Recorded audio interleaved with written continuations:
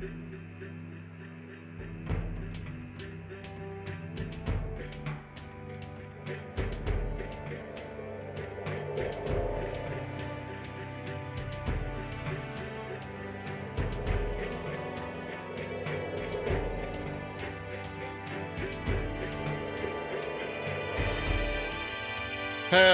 and welcome to the old MCU crew. Jesse, what song are you humming? Is that what you think our intro sounds? You've never heard the intro. You've never heard that song. What intro do you think I was humming? I'm gonna go with the Chrono Trigger soundtrack. You're way off. Look, I went with what I know. Starts with an X, ends with a men. Jimenez. The Jimenez intro. The X-Menez. I didn't even hear him humming anything, so I'm just shocked that there was humming happening. It's like a dog whistle for nerds, Bronze. That's what it is. That's what he's saying. That's what he was. You didn't hear it. Sorry, Bronze. Yeah. You're not nerdy enough. Yeah, you're not Bronze. We're gatekeepers. You're not a nerd. Look, you're some sort of. I'm okay with that. You might have spent $200 on some figurines, some Warhammer stuff. Yeah, but you're no nerd. You didn't spend $250. Okay, that's the limit for nerddom. I've been a nerd. But look how cute this boy is. Okay, that's pretty cute. That's pretty great. Look, he's got a little coffee cup and he's reading, but he's holding the book with his foot because he's Beast. And then his other hand is like, So I mean, and that's and he has glasses. We might let you into the nerd group now, Bronze. That might be your. I was gonna ticket. say this is. So is that like your boyfriend or something? He is my boyfriend. What brand statue is that? Do you know? Does it say? Sideshow. Oh, that's a Sideshow joint. Okay, all right. It was on sale they had a sale on their website for San Diego Comic-Con. Yeah. And this one was adorable from their website, so I got it. Sure, as you should.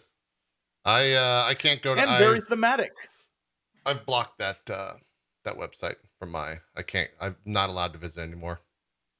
I can't believe you bought something on Sideshow and it actually showed up in a reasonable amount of time. I'm blown away by that. I ordered something that was like small and like not. Well, I have like the huge Doctor Strange maquette, and this took forever. What's all pre-order stuff? That's how they make their money. Yeah. That's like the funnest part of it, though, is like when you order something and you completely forget about it, and then it's like your birthday. I got one of those 2 days ago, and there was some things I had to cancel. Hold on, what was it? What was it, JP? One of them was there was a Thanos bust that I was like, I need that Thanos bust, and then I was like, I don't have any place to put that's a giant. I mean, it's like a life-size Thanos bust. Where would I even put that? So I canceled that. One. That was a couple grand saved, thankfully. And then what else was there? I forgot what the other one was.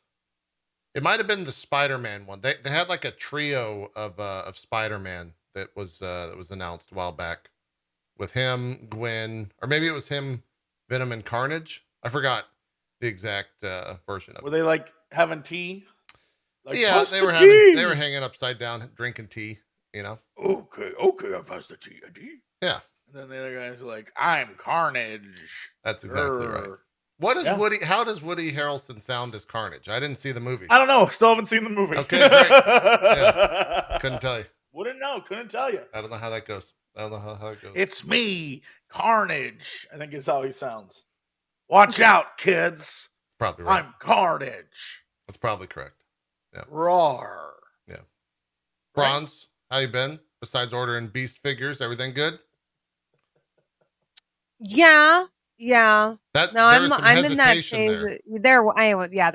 There was. Do we need to talk about it? I'm a freelance writer in addition to being a content creator. Yes. And I'm sure y'all understand this as like fellow professionals. Yes. There are two different kinds of streamers. There are streamers that all they do is turn on their camera and stream. Correct. There are streamers that do a lot of work behind the scenes to like make their shows happen and stuff like that. Right. You know, me and JP are working on something, and I've got like a couple other things in the works.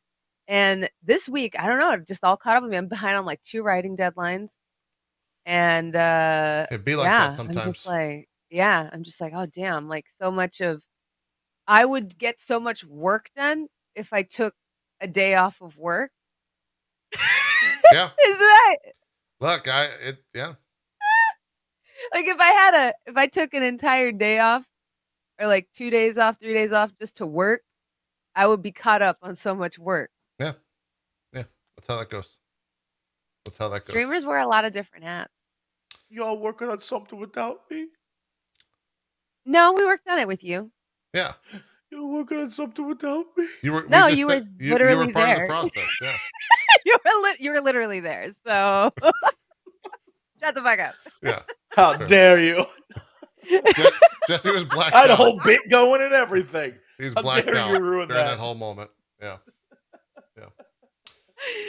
You might have been blacked out during that whole moment. Jesse's one of the most stressed creators I know other than me. It's like, how's it going? How's your Monday going, Jesse? And Jesse's like, he just screams. Yeah, he just screams. It's true. There's just a fire in the background. It's fine. Everything's okay. Yeah. No, there's no fire in your apartment. It looks great. You should how put a many fire on your Starbucks TV. drinks have you gone through? How many I'm on a water today. Man. I'm drinking water at the moment. I've had 0 coffee. It's gonna be a rough morning till I can get a drink. Yeah. Yeah. My wife, I woke up and my wife had already been to Starbucks and presented me with a nitro cold brew, which should be illegal. Those drinks those are not. You don't like them? No, I like them, but I don't understand how like meth is illegal, but nitro cold brew is legal. Like they're the same thing. Because oh my god, because you pay for your nitro cold. When you get that nitro cold, what do you think? I steal my meth with cash, and then you pay about Jesse. 2 hours later. I buy my meth as well. Okay, I spend my whole 2 or 3 hours later. You pay again. Oh yeah, it is. Yeah. You pay a price. That cold brew goes through me. It's like they stopped serving it in the ventis. They won't serve you a cold brew venti anymore. That's because you will become a butt cannon. That's my wife said they won't. Yeah, we had to get the grande. Grande's the biggest they go. Do you think she said that to you just so you would have to get the grande? What I'm asking is, does your wife lie to you? Potentially, but I'm okay with it because again, I think that should be illegal. But I also believe her, so I think right. One, she does lie, which is fine, but I also believe her in this situation. So you're fine with the lie, but like you're okay with it. Yeah. But the chocolate cream cold brew, listen. They do that at Starbucks? They have different flavors of it now? Yeah. Yes, they have different flavors now, and it's very dangerous. I didn't They know have that. like vanilla sweet cream, and then they have chocolate cream. Yeah. Ooh. And then I think they have salted caramel, but I don't know what it is. I've never been a fan of salted caramel. What is wrong with you? Same. You guys are both not human beings. Sorry. You're lizards. I don't know. You guys are both lizards. Pretzels, you know how pretzels, they come with salt? I always get my pretzel without salt. I'm not a big salt guy. Me too. I knock the extra salt off because there is some salt that's okay, but they always like over salt it.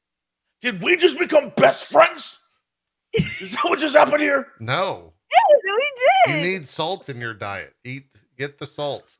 You need salt. You got to eat it. Are you one of those people that salts your fries, JP? Like extra salts my fries? No. I just eat the fries how they come salted. I don't extra salt. Fries sometimes come with a packet of salt, and every time someone opens one and sprinkles it on their fries, I've met like 3 people like this in my life. That's absurd. I always consider whether or not they're a demon, where I'm like, you just salted your Wendy's fries, you must be a demon. Like, dude, you can't be human. Most of those places like actually over salt all their fries. So putting more salt on it. Yeah. You know, this is absolutely, as a person who in his youth worked in McDonald's, let me tell you some messed up. You know how they get the fries out of the oil? Yeah. They dump them in that bin and they salt them? And then they put the what ends up happening is, they get the little shaker. They'll go through like half the thing of fries, and then some manager will be like, we need more fries. So put fries down, pull the fries out, dump them on the fries that are already there, resalt. So now the fries in the back have been salted twice. Yeah. And sometimes I would dare say 3 times. Yep. So every once in a while you'll get like that mega salty fry. That's because you got one of them back ass fries. Let me ask you this. Hanging out in the back. Here's the truest test of fast food eaters. I will gatekeep a fast food eater from calling themselves a fast food connoisseur. Do you eat the fries before you get home? No matter what. Is it a race to finish all your fries before you step out of that car? There's only Yes. one It's answer. not a race. It's It's a not a race every race. Yes. time. But I can guarantee there'll be no fries when I get home. Yes, and I regret it every time. So I don't know if I Same. still It's qualify. I absolutely the regret it worst. every time. Every time I'm like, 'Cause then I'm I not sit going to there touch these eating fries. my burger. And then I'm just eating Yeah. fries. Yeah. And then I'm just sitting there eating a burger by itself, and I'm like, you know what would have gone really well with this? The fries that I ate in the fucking Correct. car. And here's the other fucked up situation. If you wait to eat the fries when you get home, you'll actually eat less fries because they're going to be a little bit colder, but it's better for you overall. Yeah. Yeah. Instead of just gorging on You know like what's a better pound of for fries. you? Delicious hot fries. That's what's better. Yes. Yeah. Yes. There's this delicious chain. It's in Oregon and Southern Washington called Burgerville. Okay. I used to be obsessed with this place when I lived in Portland. And their whole specialty is they only use like local ingredients, but they are like a fast food place. Yeah. And so they have these Yukon Gold waffle fries. Ooh. I don't think they ever survived until it was time to eat that Colossus burger. Waffle fries Like, I are don't good. think there's this thing. They're so good. And they make them out of these Yukon Gold potatoes. And then seasonally, they would have rosemary shoestring fries. Ooh. I don't think those fries ever survived. Have you ever had burger. you ever had sweet potato waffle fries? Good little cinnamon. I don't think dusted I've on ever had those. sweet potato Ooh, they're waffle good. fries. They're pretty tasty. That sounds good, but do they go well with a burger with cinnamon on them? No. They're usually like a dessert type deal. Okay, yeah. I was gonna say it kind of sounds like their own dish, but I'd be down. They'll give you like a brown sugar cinnamon sauce or something like that. You know, pretty good. You know what I love? So I'm on tasty. their website, and this is how I know this is the Pacific Northwest. Is that the kids' meals just has a wild Alaskan halibut fish and chips meal for the kids' meal. Yeah. Frankly, I'm totally here for that. I love that. It's not like eat your chicken strips, you son of a bitch. It's like get yourself a wild Alaskan halibut. I'm like, this is great. I'm here for this. Love it. Yeah, no. Also, they have great. they have an ice cream sandwich that I'm like, I want that ice cream sandwich. I've been all about ice cream sandwiches since they took the Choco Taco from me. Never had Next a Choco time Taco. you're in Portland, I'll take you, Jesse, to Burgerville. Their seasonal shakes are to fucking kill for. Like if they are like, our seasonal shake right now is our Marionberry shake. Fuck the chocolate, fuck the vanilla.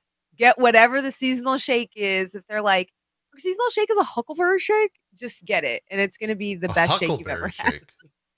They do whatever berry is in season. It's so crazy. Right now it's like a raspberry, but like because Washington and Oregon have so many berries, they'll like be like, you know, right now our seasonal is our huckleberry shake or our Marionberry shake, and then they're so good. Your Northwestern teen girl voice is the funniest shit I've ever heard of. Oh, they go to Marionberry? Yeah, no, that's the girl that works at the Burgerville drive-thru. I would do a travel series with Jesse, and it would break the internet. Because the other place I would take Jesse is Leavenworth. Was doing a travel series, and then didn't COVID years ago we did one. Yeah, I'd do another one in a heartbeat. That's great. Yeah. Hire me, Jesse. I'll take you to Leavenworth. It's like this little town, like that's out here that is like little Bavaria. It's inexplicably Bavarian, and they have a bunch of German restaurants there. And if you want like huckleberry lemonade, you go there. You eat some schnitzel. You walk around, you get beer in a stein, like, and you can go fucking inner tubing down the river all in one trip. Ooh. Dang. And it's just Bavarian berry Bavaria down the river. And do they have a Bavarian berry? I wonder. A Bavarian Marionberry. Is that how they make their beer?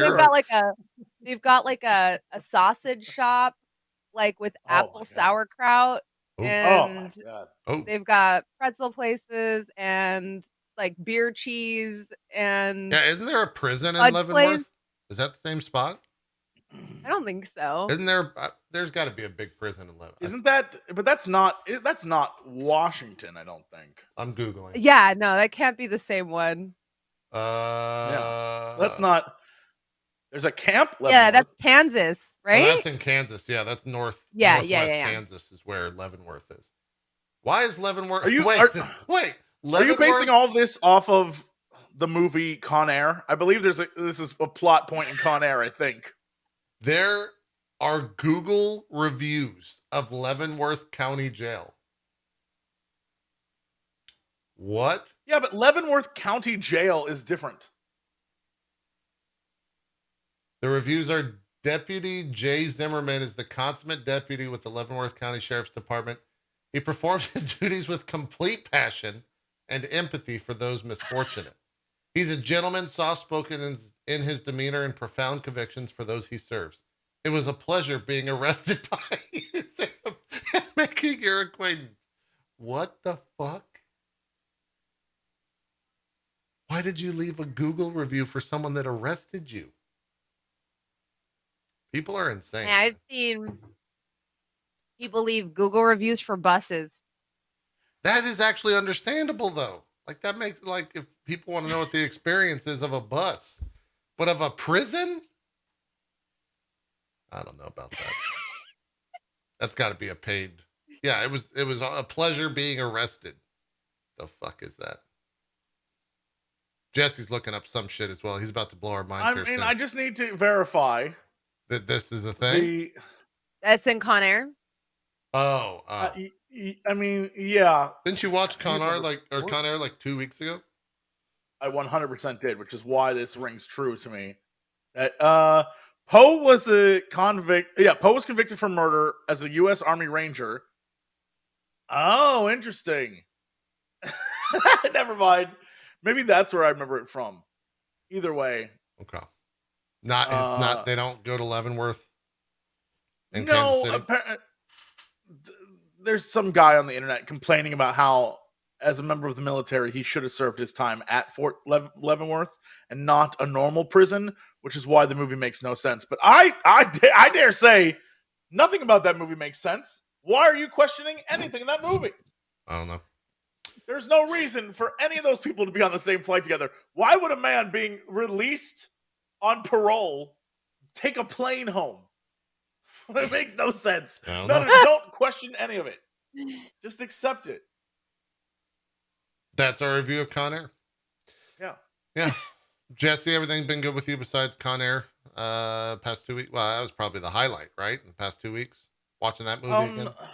I wouldn't say that, but okay. It certainly was a little bit of light shine through. I don't know, last couple of weeks have been just wacky good fun. So I'm excited to talk about, let's be real, the real excitement.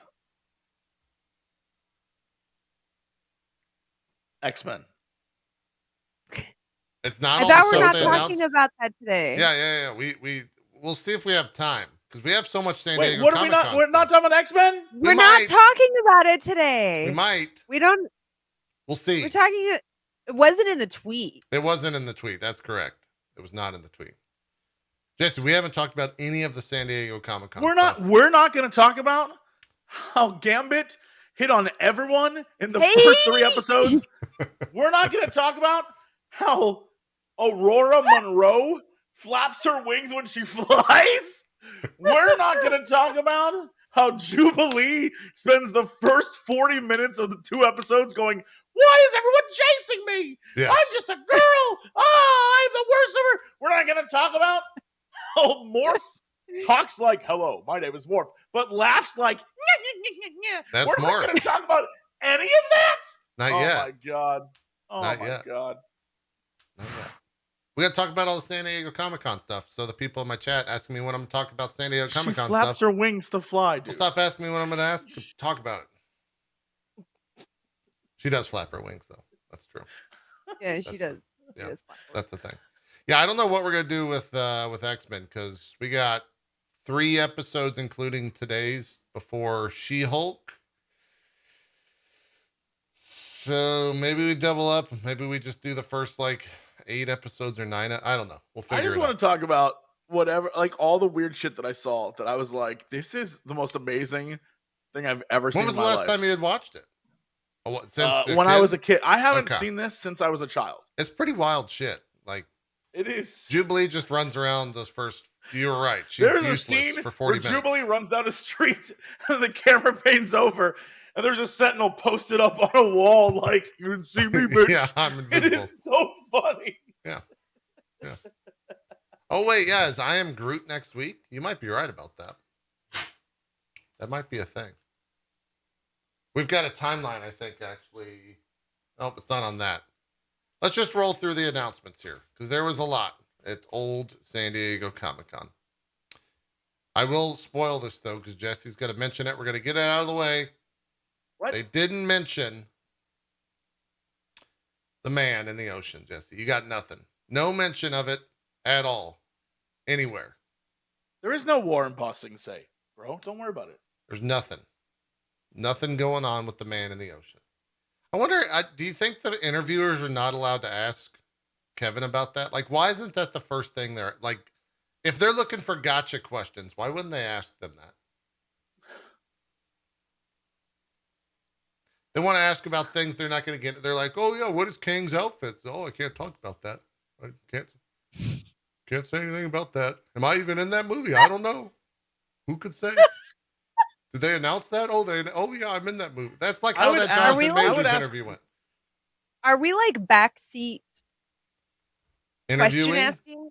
Well, yeah, we're like, what a stupid question. Ask a better question, you idiot. It's not ask a better question. It's ask the question. Like, that's the question, I think, right now for MCU people. What do you expect? The answer is going to be? From an audience that anytime you point anything like this out, they say, why can't you just turn your brain off and enjoy the movies? And it's like, I'm trying to, you know, like, but they show, who told them to put a giant man in the ocean? Yeah. You know, like at some point it has to be addressed, right?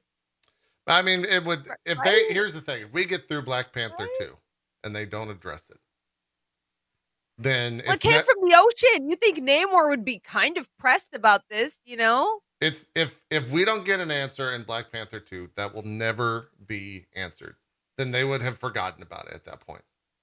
Yeah, I think the worst part of Eternals has been that they said multiple times that Eternals was the most important MCU film, and yet it has had zero impact on anything. Yes. Yeah.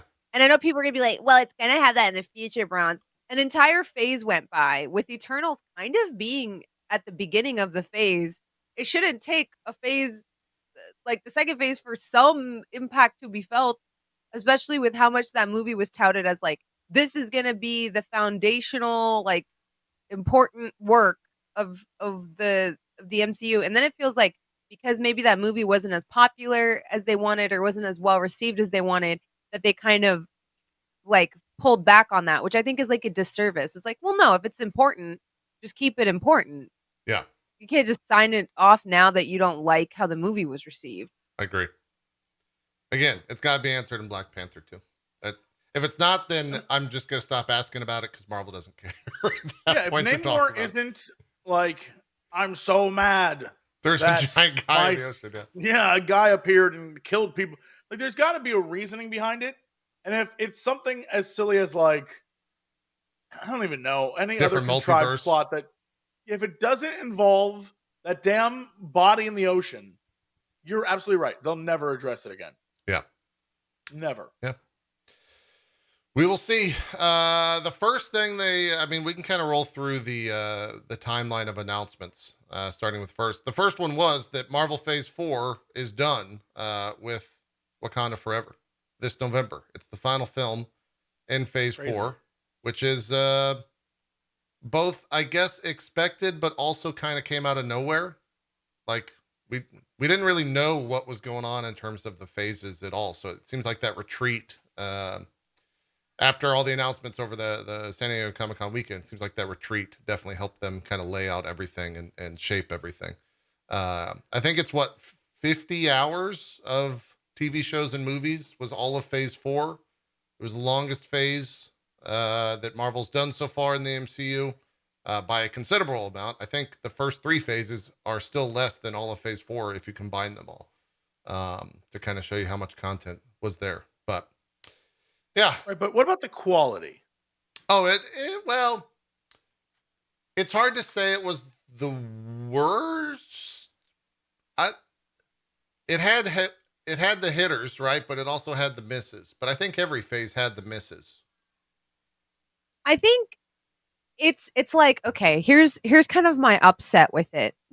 It had the most minutes or actual runtime of like any other phase of all the other 3 phases combined. Yeah. And yet it still kind of felt like it was pulling like, how do I describe it? Like, let's test this out. Let's test that out. Like they Yeah. didn't ever fully commit to like anything. Yeah. And so the result is kind of a lackluster phase in my opinion. Whereas like formally it was like, okay, this is our villain. This is going to be who we're going in for. And these are the heroes that are going to be at the forefront of it. And so Yeah. these are our frontliners. And in this one, it's like, well, let's see who's popular, who's working out, and who's not. And let's give them a bunch of shows where they only get 6 episodes and the writing's rushed and the plot is not thoroughly developed. And we don't really take time to develop the villains because we don't really have time in a 6-episode miniseries because we don't want to invest more than that in Moon Knight or a Falcon and Winter Soldier. You know, we don't want to invest more than that. It's like, well, then how the fuck do you expect us to develop an attachment, or like if you're not willing to invest or go all in on Hawkeye, how do you expect the audience to do that and be invested in Echo and the spinoffs? Like it was very clear that Hawkeye was like testing the waters to see how these characters could do, you know? Yeah. And so yeah, it's if you don't have any confidence, your audience isn't going to have any confidence, and the result is most people are asking the question, really? Echo's getting a show? Like, did people care? And it's like, Everyone's getting I'm a show sure now. yeah, everybody's getting a show now, but it's still clear the ones they believe in, right? Daredevil, because there's a track of success there, and that's why Daredevil actually has a decent number of episodes to tell an actual story, which of course I'm thrilled about. I'm sure you guys are thrilled about it. I know we're all huge Daredevil fans here. But I think the reason that Daredevil isn't getting a shitty 6-episode pilot, let's be real, that's what these are. They're like 6-episode pilots. Yeah, they're a movie is deconstructed because into a show. Yeah, is because Daredevil has 3 seasons that already did well on Netflix. Mhm. Yeah, that are now a part of So Disney Plus, right? So the groundwork's there. Yeah. Which Yeah. I wonder how that's going to work from we'll save the Daredevil talk till we get to that announcement. But yeah, Mhm. very interested to see how that all goes. But yeah, I agree with you, Bronze. I think also Marvel is they kind of like put themselves in a rough spot because like phase 1 and phase 2 was basically we're going to introduce all these villains that are just foils of the character that they're fighting against, right? And so then like the idea of a movie or well, I guess they were all movies back then. All the movies being like formulaic, right? That became not the controversy, but that became the discussion around those films is like, oh, these are all the same thing, right? You have a hero, something Mhm. bad happens to him, then they become a superhero, and then they fight a foil of whatever their superhero powers are. That was kind of like phase 1 and phase 2. And then they kind of went the opposite way where they didn't really have villains in some cases like they did, but they were just kind of pushovers in a lot of ways. And then they had, of course, the entire Infinity Saga where that just got bigger and bigger as time went on, which I think is why phase 2 and phase 3 were so highly regarded, right? The latter half of phase 2, I should say. So hopefully like phase 5 and phase 6, we could see Marvel find a medium between striking a formulaic stance and like being undercooked on all their stuff moving forward. That's my hope, at least. And I think they can, right? Because if anything, phase 4 was the test phase. They wanted to see what was going to work. They wanted to see what characters were going to hit. Now they kind of have those characters that are going to hit, those characters that have tested well, and they can kind of push those stories forward. What characters do you think hit? I think characters that hit, definitely Shang-Chi. Definitely think he is fan favorite. I think, I mean, is this a personal, are you asking personally or are you asking just across the board? Because I would say like Moon Knight hit, but I think that's more personal. Across the board. Just like across Yelena? the board. Yeah, Yelena. Agreed. I think Yelena is a fan favorite. I think like they tested with her on the big screen and the small screen to see like, and I think like she could carry a show easily. Yes, I agree. Easily. I mean, you can look at the stuff they announced, right? Loki, for sure. We're getting season 2 of that. I think he was already established going into the show, which is probably why that show was so good, because they didn't have to spend 6 episodes building the character. We already knew the character. They built I think that was more testing Kang and Sylvie, if anything. Yeah, and probably Morbius. testing the multiverse as well. Like the idea of doing that. What else was there? I mean, if they don't bring Morbius back, that's going to be a huge L for them. Yes. Oh, he's in season 2. He's been. Yeah, been he's in the so film. cool. Yeah, he's awesome. That I know that the Sylvie Loki love story was like the big thing, but I don't care what anybody says. The Loki Morbius bromance, I was there for I think of it. I think everyone that was in that, even like Miss Minutes, is cool. Like everyone I was in like Loki was great. buddy cop. You have to understand, I'm like a big fan of Miami Vice, like 80s, like, dudes in suits that are like, just like, we're such good friends, like that. Oh man, Yeah, the buddy cop movie. that just, whoo! That's what that show is. Gets me so happy. Time out. Yeah. Time out. Woo! Time out. Jesse's freaking out. Time out. Something. What? I know you meant Mobius, Bronze. Oh, Morbid. Oh my God, am I morbid? Am I morbid? And I just want to let you know. Guys. I'm morbid. Look, anything can happen. Loki it's the and Morbius are like, I'm Dr. Michael Morbius. They're having like a whole moment. Yeah. Oh my God. No, you're 100% right. It's Morbin time. I was Morbin out. It's Morbin sorry, time. guys. Morbin. I don't blame you. It doesn't help. Mobius is so much harder for me to say than Morbius. Morbius is very easy for me to say. Mobius takes like actual effort. Sure. Like the name Keith. Honestly, anything Scottish is like impossible for me to fucking say. Sure. Okay. Like, how dare you put a TH at the end of an EI combination and expect my fucking this ass to be able to pronounce it? But Mobius is the same thing. Putting like a B after an O and an E, I'm like, I'm supposed to say that. So Morbius is Dr. super Michael easy Morbius. for me to say. Okay. I love it. I didn't know that. I love you must be Loki, yeah, but the trickster god. I also just straight up misspoke. Oh, I mean, look, that'll happen. Morbius gets in the mind and infects you. Yeah, when you get Morbin, it's like no a venereal disease. Yes, yeah. It gets all up in there. That's how it goes. I've probably infected the rest of the MCU crew with it. They're all Morbin now. We're all Morbin out of control. Jesse, you ask who is tested. I think Blade is like, people are excited because Blade's had 3 movies, even if they have no relationship to this character, to the MCU version of Blade. Still a thing. I don't have faith. That's crazy to me. I mean, I hope it's Blade... good. I have faith because 1, it's established and they kind of know what to do. And 2, I think the actor playing Blade is potentially the best actor in the entire MCU. In terms of other stuff that they've been in. He's definitely up there, if not the best. Oh yeah. So, I could definitely agree with that. Mahershala is like, they're insane. Amazing. They're just god tier. Yeah. Yeah. So I have faith in that. And I think other people, like if we're going on the side of, or the condition of tested, I think Blade's that as well. I think it's got enough to get people into seats. Ironheart, that one's a gamble, right? That can either be hit or miss come Black Panther 2, because that's where she's going to be introduced. I don't know if that's going to be there. Agatha, it'll be fine. Agatha was very fine. Agatha was huge.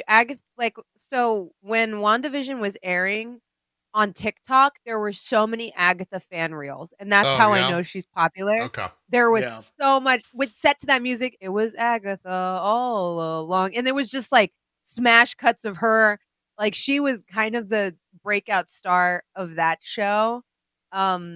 From like, and I'm not saying like, oh, Olsen didn't do well, but like people already knew Olsen, right? But yeah, like she was everywhere. That song was everywhere. That song on was social kind media. of a big deal. Yeah. They even devoted marketing to like doing a behind the scenes on how that song was crafted. How the music for that. So no, she was huge. She was everywhere. Yeah. I mean, but she also acted her fucking ass off. Yeah, she was very good. She was very good. She was so good. I still get chills. Like all of my favorite scenes from that show were her. I still get chills when she's like, "Do you want me to take that again?" Yeah, when she like turns. Where like that scene, and then she like goes back and then like comes back. I was like, "Oh my God, she's so good!" Yeah, she's you're right. So amazing in her role. Like I would just watch her, and then like even when she's in the car like crying, and then she's like, anyways, and then like I was like, she's so good. She's so diabolically evil. For sure. I cannot handle her. I just love. So I don't know what the story is going to be. I mean, House of Harkness kind of tells us, what it's going to be, but still, I think we don't really know what any of that means. It's true. I think if anything, I hope it's I think what Marvel needs to do more of is like a storyline that doesn't impact their cinematic universe, so they can do more with it. Yeah, where right? it doesn't have the hooks back in the MCU. That's good idea. Good point. Because then they can just kind of they can do more with it. And I feel like that's kind of what worked in Moon Knight's favor, is it doesn't actually directly tie into anything in the movies. So because of that, they have more liberty with like defeating a certain villain or doing that, because they don't have to, I'm sorry, I'm like trying to, they don't have to have that, like the Connective consequences thread. of what happened in Moon Knight.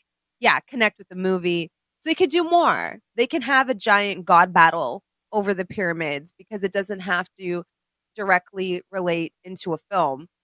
Yeah. So yeah. I also that's just my thought. Speaking on like phase 4 and really all 4 of the phases up till now, only because I think we're getting into territory where the villains are so much more interesting that they're going to be bringing in. I hope they learn to not kill people off.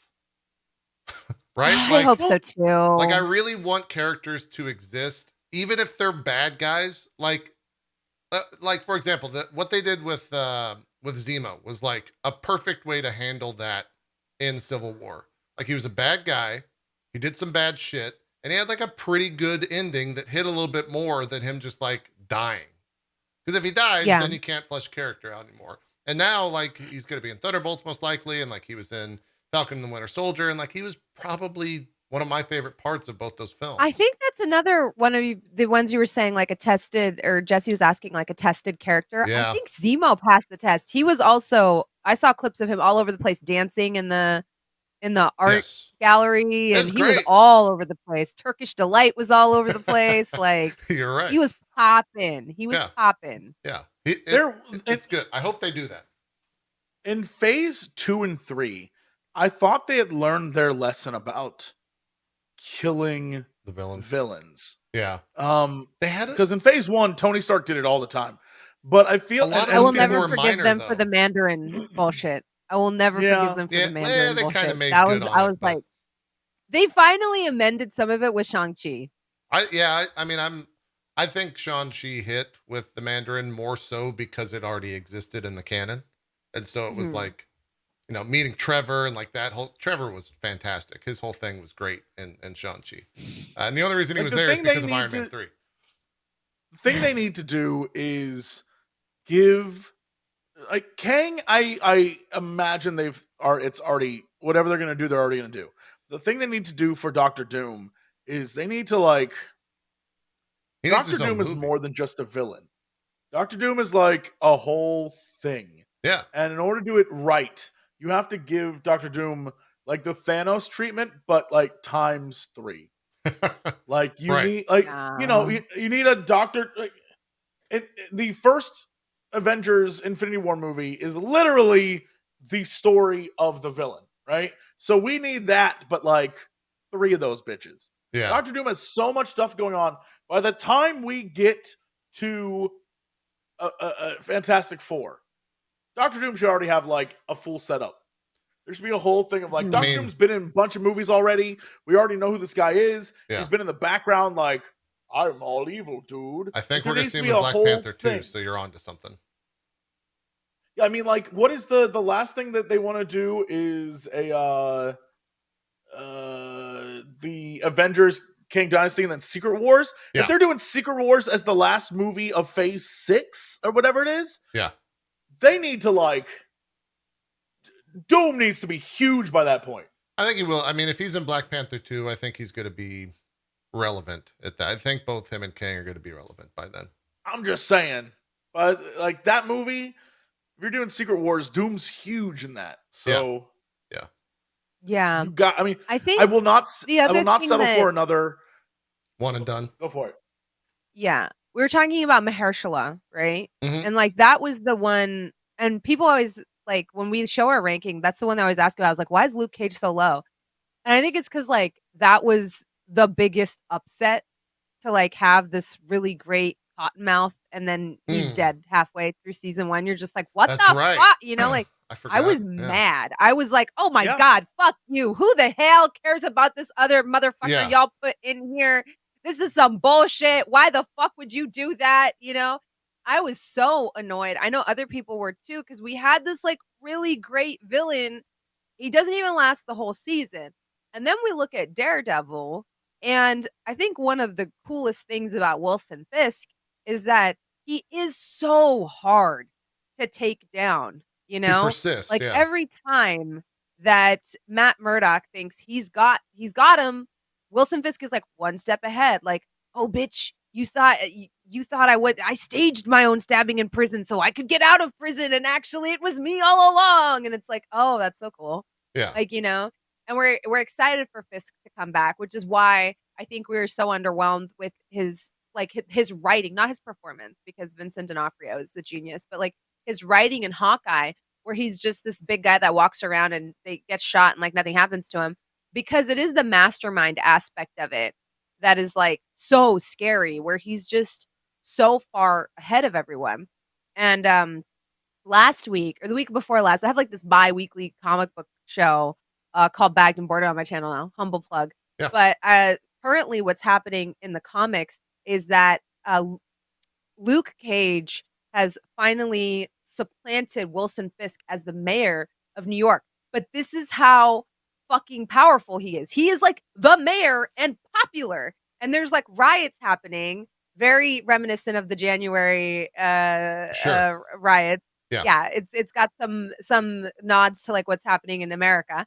But it's like people are freaking out that Wilson Fisk was replaced by this superhero as the mayor of New York. Like, that's how powerful he is. Is like he will fuck you up using the system against you. And that's so scary, because other criminals, you just throw them in jail and they go away. He'll come out of jail and somehow be elected to a high office and have more power than you could ever hope for. Yeah. So I hope we get that writing in the 18 episode series, Yeah. But that's the power of a good protagonist antagonist relationship, where you have, everyone loves the idea of Fisk and Daredevil just butting heads. It's the same thing as like Joker and Batman. It is like you don't like when someone says we're gonna kill one of these two, because it's like, I would like to watch them fight forever. It's and that is the thing with Doctor Doom. Doctor Doom's that guy where it's like, I want to watch him be a bad guy forever because he's that entertaining as a villain. It's the same thing with Magneto and Charles. It's the idea of getting rid of one of them is always atrocious and should be off the board entirely. And I know people do it for shock. Don't care. Cut that shit out. Yeah. I love when you give like a villain the time to shine, because then it makes the hero and their relationship all that much better, right? Yep. If you just gave us the version of the Hawkeye Wilson Fisk, if that Kingpin showed up in the first 3 seasons of Daredevil, we wouldn't give a shit about him. But they gave us a Kingpin that was fascinating to watch. Like that first season where he's just staring at paintings, that shit's great. I love that stuff. Sure. So yeah, I'm very curious what they're going to do with Doom. I hope they make it. My preference for Doctor Doom is that from Phase 5 on, he is the guy in the end credits of everything. Like, he just shows up like, yeah, I think Doctor Doom in the background controlling everything. Bye. I think he could be. That'd be amazing. I definitely think he could be. I hope they give Doom the first like Marvel anti-hero film. I really hope that's where they go with him, where they just give him his own film, and it's not like a good guy film. Like it's I think Thunderbolts will probably like test that water in terms of having the anti-heroes in it. And that's kind of been tested with Suicide Squad, right? Like they've done 2 of those and it seemed to do pretty well. I think they'll test that with Thunderbolts, and then we'll see in like Phase 5 or Phase 6 that Doom's just going to get his own movie. I hope so. I mean, it's worked in the comics, and it's the one part of the Thanos saga that I will never get over, is we didn't get a Thanos movie. Yeah. And yet we saw like Proxima Midnight and like all these, and Corvus Glaive, and like we saw his coterie, for lack of a better word. But the comics that they're introduced in are so fucking They make cool. those characters a lot more badass. Yeah. And I wish we'd known more about them, because I think if you know that, you're just like Corvus Glaive can't die as long as his glaive is intact. Yeah. Like the only way to kill him is to somehow break that glaive. Like those characters are actually Ebony Maw is so cool, and that like sort of rogues gallery doing evil shit across the galaxy is a movie I would have fucking ate up. And like, I think they're horrible people. They fight each other when they're not fighting other people. They just love fighting. You're right. I think Marvel, they'll either subjugate planets, and when they have nothing to do, it's like if y'all are familiar with the Total War Warhammer mechanics with orcs, where they start fighting each other if they're not fighting other people. That's them. They start like going at each other. It's actually kind of amazing. I think that would also do well with the Marvel audience, especially people that maybe like fallen off the Marvel audience, like getting them back on board to just show like not necessarily a bad guy, but like not a good guy, not someone that's going to have like crazy dramatic superhero music because they're like saving a town. It's like, no, these people murdered a shit ton of people. Here's some badass music. You can watch them murder a shit ton of people. And then like and it adds like they nuance have too. The good guys show up in that film every once in a while because they got to fight them, right? I think that'd be cool. Mm-hmm. I think like the cool thing about those comic books was like Thanos seems nice in comparison because like he brings Gamora onto the ship and Ebony Maw's like, I'm gonna kill this small fucking child, and you're like, why? And he's like, just because. Like, they're like, by comparison, it's like, oh, Thanos thinks he's doing the right thing. Some of these motherfuckers do not think they're doing the right thing, and they don't care. You know, so it's like kind of even that's kind of interesting, and I'm excited about that aspect of the Thunderbolts because you do have that sort of striation there as well. Whereas I don't believe Zemo is as evil as some of the other members of the Thunderbolt. Right. When you think back to Zemo's motivations, he's actually incredibly fucking justified in wanting to tear apart the Avengers because they really had no right killing his entire family. That wasn't a decision for them to make. So it is like interesting to see how that character is going to play off potentially not as morally great characters or characters that are more okay with killing or something like that. I don't know. It's interesting. It's interesting. I think it's going to be I think it's going to be one of the things I enjoy more out of this coming phase. Yeah. I'll go ahead and show the full timeline now that they announced it at San Diego Comic-Con, and we can kind of just go through this or pick whichever one we're most excited about or whatever. We can talk about them all.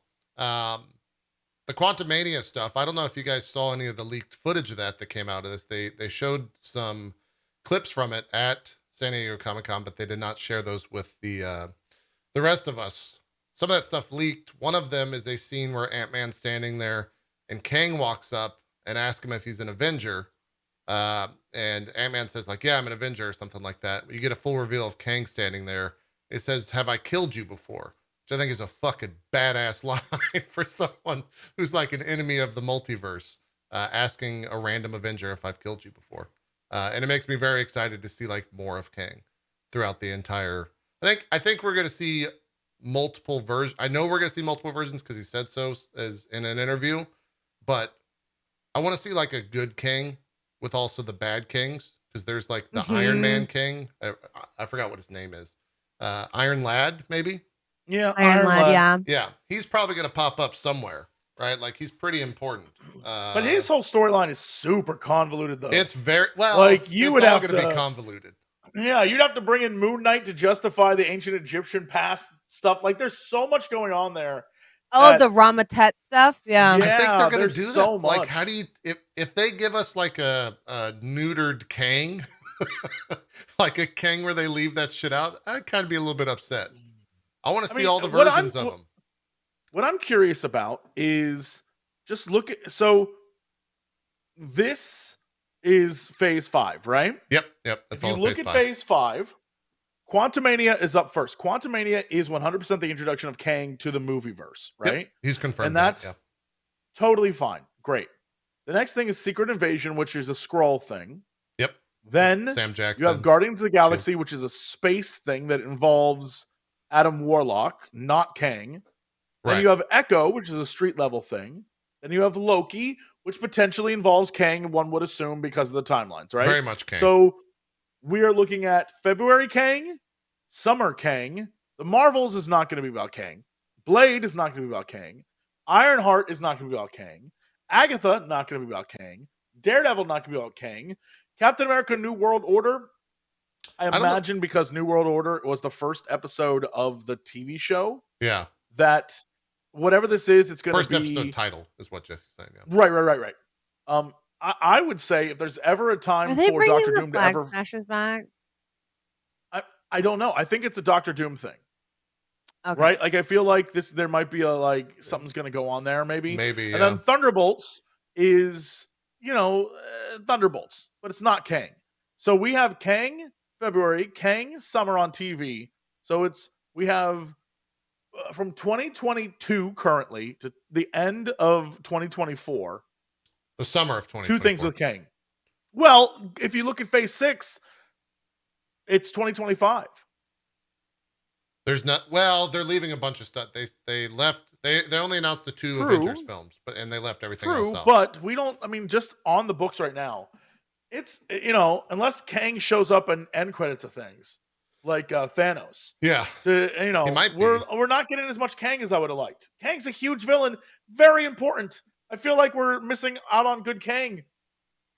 Just saying. Yeah, it makes me wonder, like, if we're thinking about what's going to be like tied together, right? Like Quantumania, Loki, definitely tied together. Guardians, Marvel, tied together. Black Panther 2, Ironheart, tied together. Blade is kind of maybe going to be tied together with Agatha, potentially. Blade is going to be... You think it's just going to be a standalone type? I think it's going to be him and Jon Snow going to space to save the girlfriend. If they put Blade in space, that'd be fucking bananas. I'm just saying. If that's where they take Blade. If Blade's in a fucking spacesuit and he's just like slicing up aliens. We're like, you know what? You've seen Blade fight vampires. Now, Blade and Jon Snow are going to space to fight gods. I'd be that's like... That's a comic. It's a comic. They fight Dracula. He lives on the dark side of the moon. It could be a thing. Yeah. I would have liked that if they went the direction... Jesse's put that curse on me where he's like, bro, this is a really good idea, so they won't do it.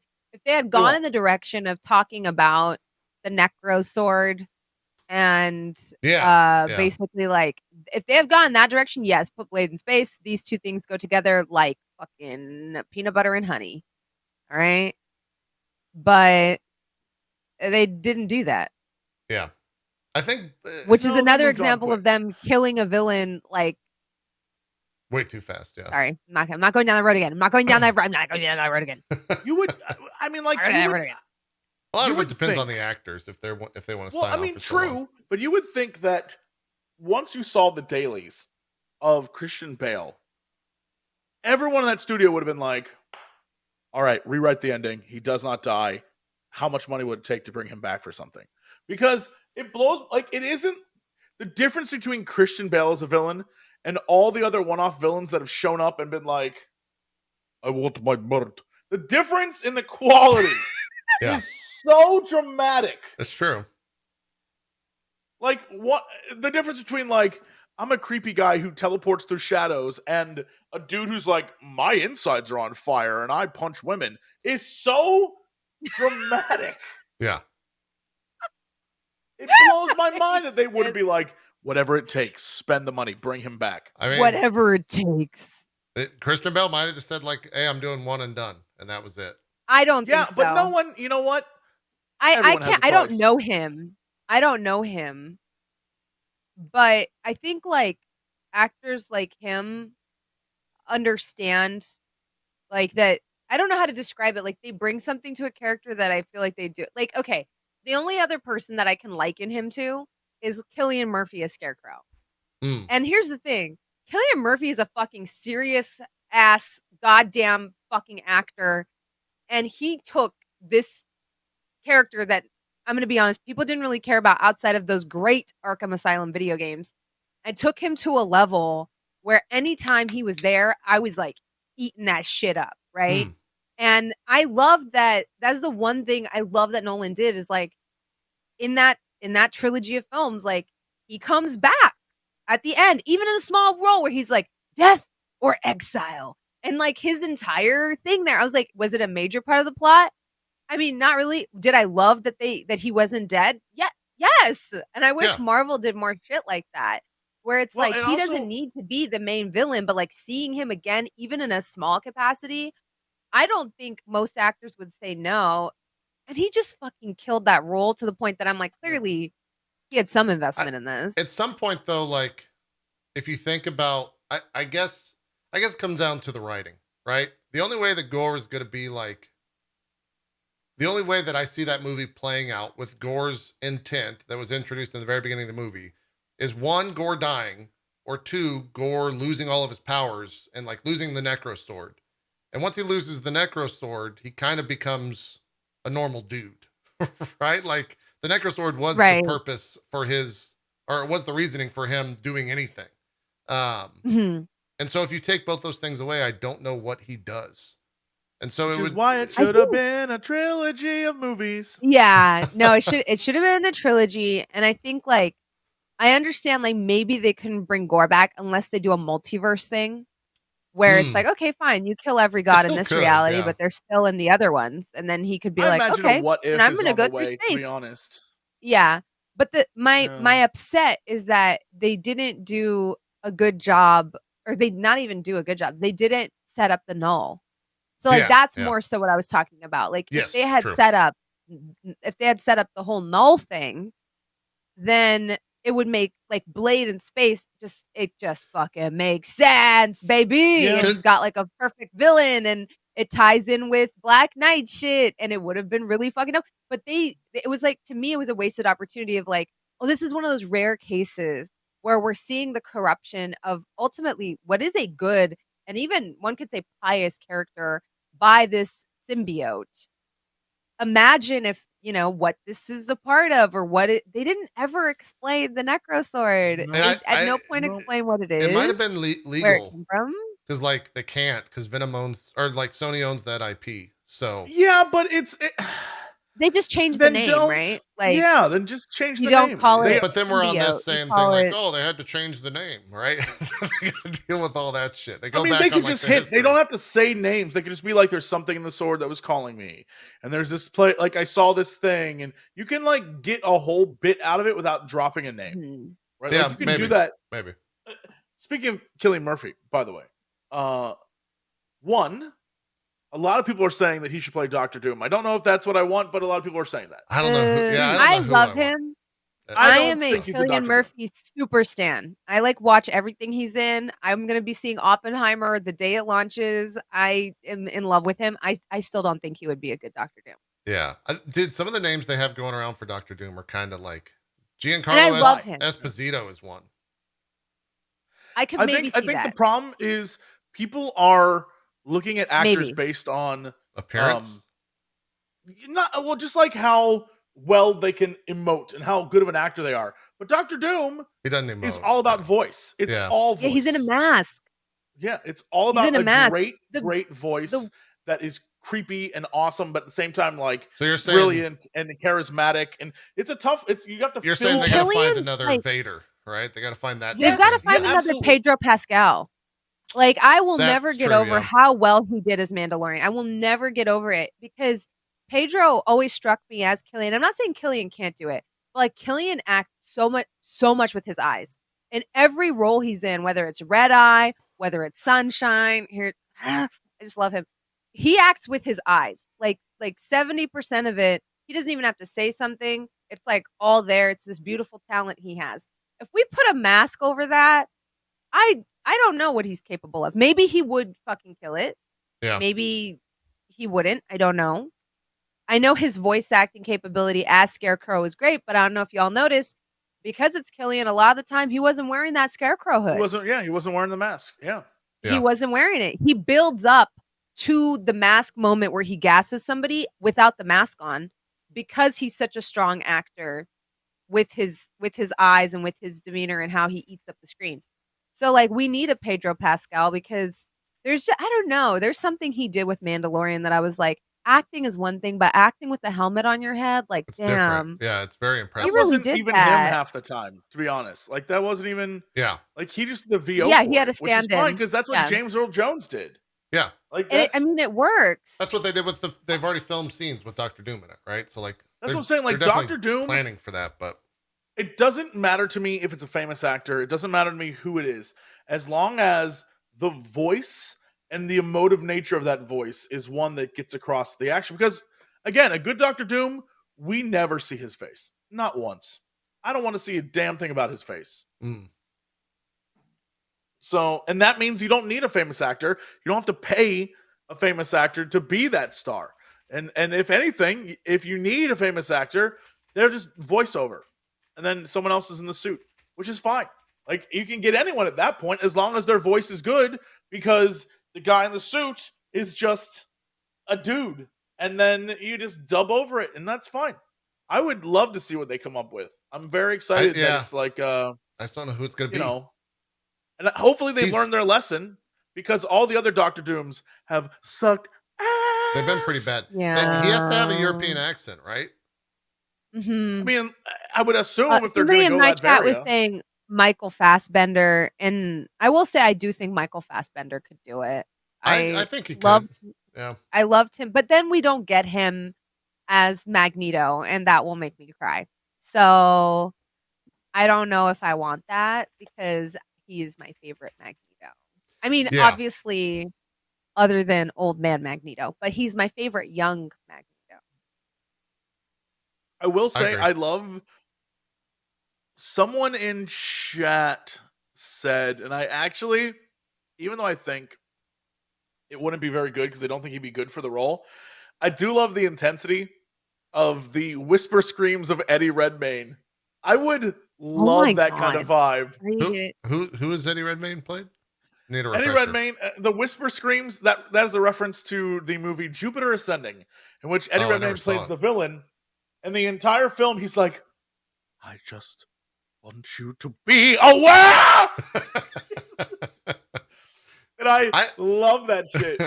It's so over the top dumb. It's not good. Don't care. Absolutely love it. Completely adore it. You know who I think would eat this shit up, but unfortunately he passed away? You cannot tell me Rutger Hauer wouldn't have fucking destroyed this role. I think with the gruff, oh yeah. His voice is so fucking cool. It's like the coolest voice that's ever fucking existed. Yeah. And I think Rutger Hauer would have fucking ate that shit. I really do. I think he would have been such a good Doom. I think the one that's like resonated with me the most, I've seen it mentioned a couple times in chat. It doesn't work because, again, I think Doom has to have like some sort of European inflection in his voice. But I think in terms of a guy that can say no and have it like have some energy behind it, like say something that's conflicting with a hero and have it be, resounding, have some confidence in it, would be John Hamm. Because I've seen him play that character in Mad Men. Not play Doom, but he's played like a nice dick in that show. Like he plays an asshole, but also he's likable. And I think that's kind of what Doom needs, but I just don't know if he has the voice for it. Because he's like the most American voice. I loved him in Good Omens. That's when I first fell. Yeah, I really fell in love with him in Good Omens, where I was like, he's another one of those that I feel like his face is so much of it for me, But he's like an angel, but he's a dick. And you're like, oh. And they're like, well, who's responsible for calling the Four Horsemen? And he's like, not my department. He's like such an asshole. He's fantastic. Yeah. But he's like attractive enough. They're like, obviously he's an angel, but you're like, why are you a jock dickhead angel? In line with my Daniel Radcliffe Wolverine, I propose an insane choice. If you say fucking Ron should be Doctor Doom. Doctor Doom, as played by Leonardo DiCaprio. Shut the fuck up. He's got too much of a like pretty boy. I don't think about it though. Even if you don't think about how insane that would be. Even if you don't see him, he's got too much of a pretty boy voice. That would be. He doesn't do. Think about how insane that would be. That man would go hard. He would in act that role. The fucking shit out of it, but he doesn't have the voice for act the shit. I don't care if he's the body; he can just be the voice. Yeah, I'm just saying. He would act the shit out of that role. I agree he would act the shit out of the role. He doesn't have the voice, I think. Maybe if you put it behind a mask and like it gets a little. I'm getting wild over here. I'm maybe. getting wild. Maybe. Get wild with me. I think he's too expensive for Disney money, but what if they said you could be Dr. Doom, bro? I don't think he's too expensive. You know that dude's a nerd as hell. That man be playing lightsabers in his room. One of his exes was like, he asked me to come over and play lightsabers. All I was saying is, you could get that man to be in that movie. Yeah, wasn't he already in Iron Mask? He was. That's true. I have faith in Marvel, though. Like, Josh Brolin would be the last person I ever would say should be Thanos, but he was Thanos. Like, there is no one better that could do Thanos. Yeah, he nailed it. In the world, besides Josh. I thought Josh Brolin was, like, perfect casting after I saw it. So I have faith in whatever Marvel's going to choose. But that's one thing where they don't miss casting. They always nail the casting. Work. Somebody in my chat mentioned, one of the Skarsgårds. And I was thinking about it. I was like, I think some of the people from Vikings could do it. So I think, what is his name? True. The one that plays Floki. Is it Gustav? Is it? Oh gosh. Yeah, you're gonna lose me on the names, but I know who you're talking about. Or like Travis Fimmel. Is it Flimel? The one who played Ragnar. I think one of them could, and they do have. They got those accents down. They got those accents down. They did 9 seasons of those fucking accents. Yeah, I agree with you. Chad also brings up a point. If Mads Mikkelsen did it, it's unfortunate that he was already in the MCU and got killed off. That's another example of why they shouldn't kill off legendary actors. I think Mads would be an insane Dr. Doom. Like, he would fucking crush No, he would have killed it. I loved him in Death Stranding. His voice is fucking gorgeous. He has such a sexy voice. Yeah. It's insane. Like, when you look at the script for Death Stranding and you're like, if someone else said BB this many times, they would sound like a fucking idiot. But you're right. He fucking rocked somehow Mads Mikkelsen sells that goddamn script like it's like fucking Elizabethan poetry. He's just like, BB. And I'm like, if I tried to say this, I would sound like an idiot. I agree. He fucking killed it. That's who they need, right? They need someone that can take like a dog shit script, can say anything, and make it like fucking gold. They need someone that has played like an anti-hero that can do an incredible voice. And I don't know who that is, but some people, they sell like very mid scripts, which is unfortunately a lot of what Marvel has, is like kind of, I would even say that of Robert Downey Jr. A lot of those exchanges between him and the other Avengers were kind of like cringe when you read them on paper. Like, but he sold it. Where it's like quippy one-liner, quippy one-liner, quippy one-liner. It's like, how many of these do you have? But he just kind of made that shit work. He sold it. And we kind of saw that with I can't think of his name right now, but I absolutely love him. Do you remember the character? Yeah, he's in Stranger Things, and he was in Black Widow and Hopper. Yeah. No, I can't think of his name. Chad will say it very soon. Chat, help me. David Arbor. Thank you so much. Yeah. David Arbor is another one of those that like can do, like, even if his role, even if his role is just 30 one-liners, somehow he turns it into something more than that. Like, his role was kind of minimal in Black Widow, and yet we are walking away being like, oh man, I hope we get to see him again, and he's just kind of one of those people that can take he's also mid-role, and he's committed, which I think is another thing that Marvel definitely needs. Like, I read somewhere that between season 3 and season 4 of Stranger Things, with also Black Widow in there, he went up and down like 60 pounds.